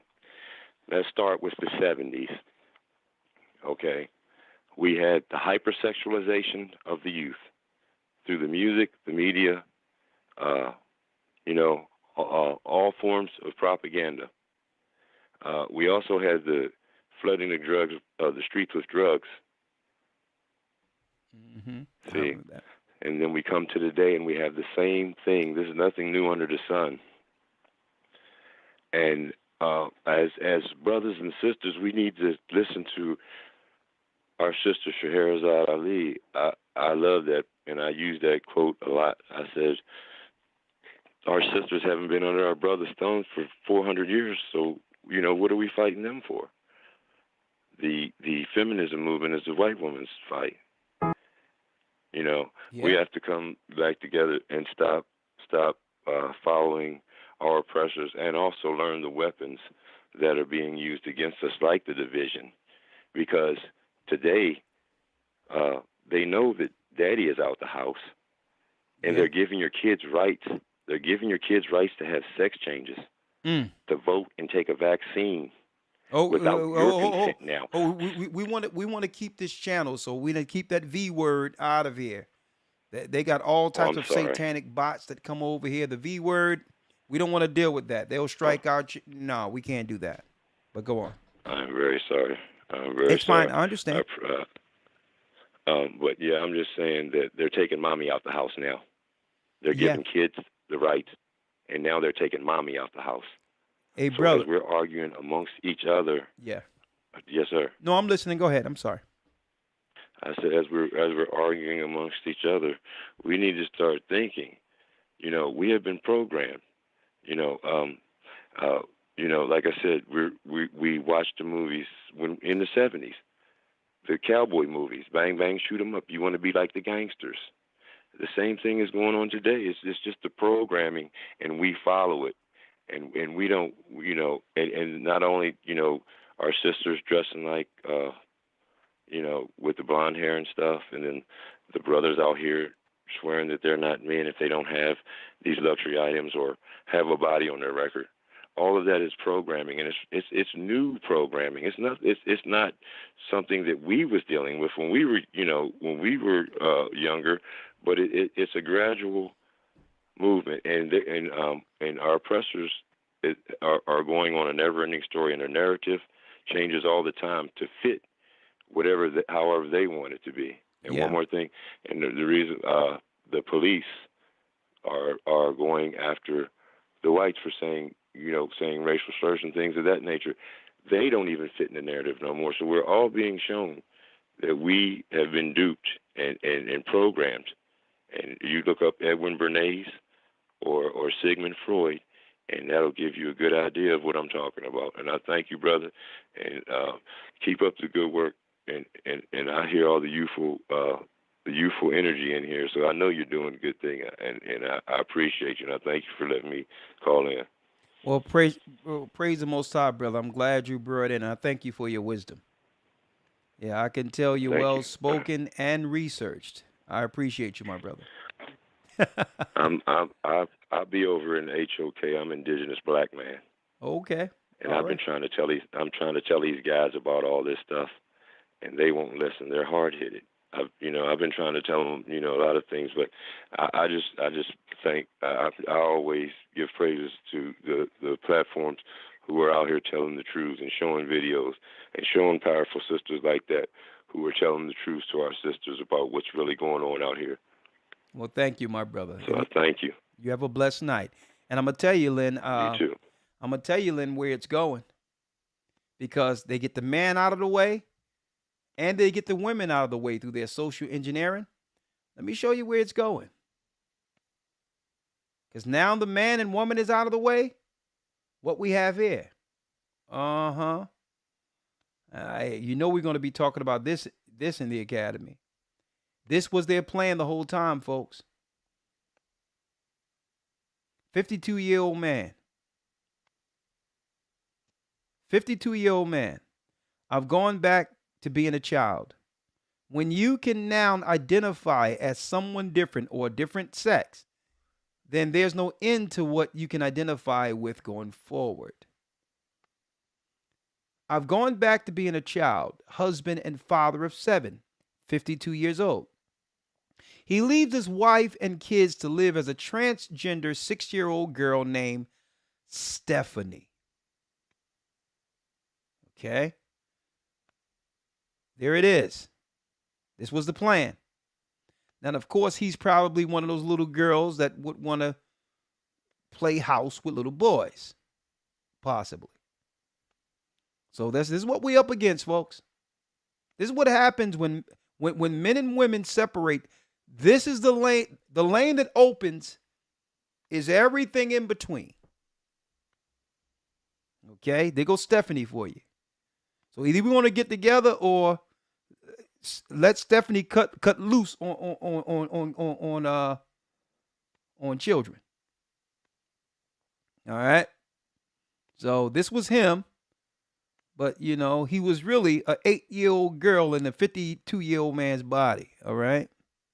So we got to get it together because listen, you wouldn't believe what they're going to make legal next. All right, so get it together because why? We've become two wrongs.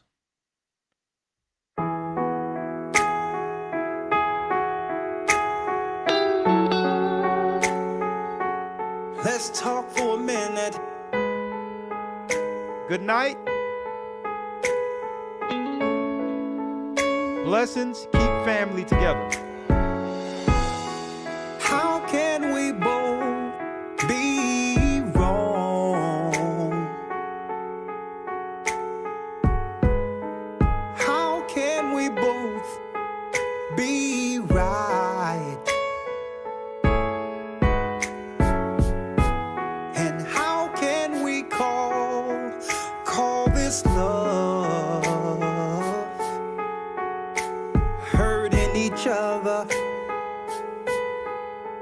And all we do is fight. How can you walk away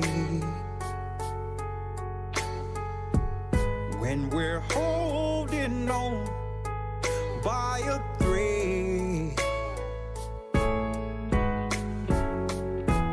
This feeling alone sure feels strange. We might as well sleep in separate beds. We've given up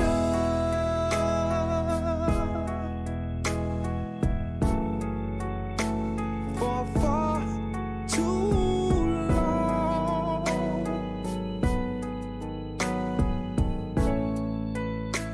We both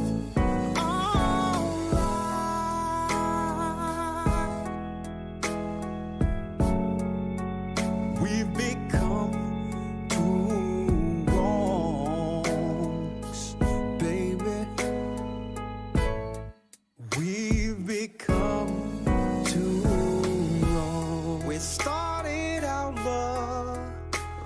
and friends. Now I'm just searching for reasons to win. Too stubborn, don't understand. If this is love, I don't want it again. With giving up, baby, giving up on love,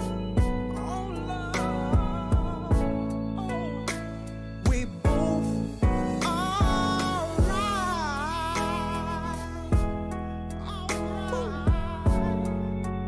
We've become two wrongs, baby. We've become too wrong, too strong-willed to listen. And if we don't try, we're just living a lie.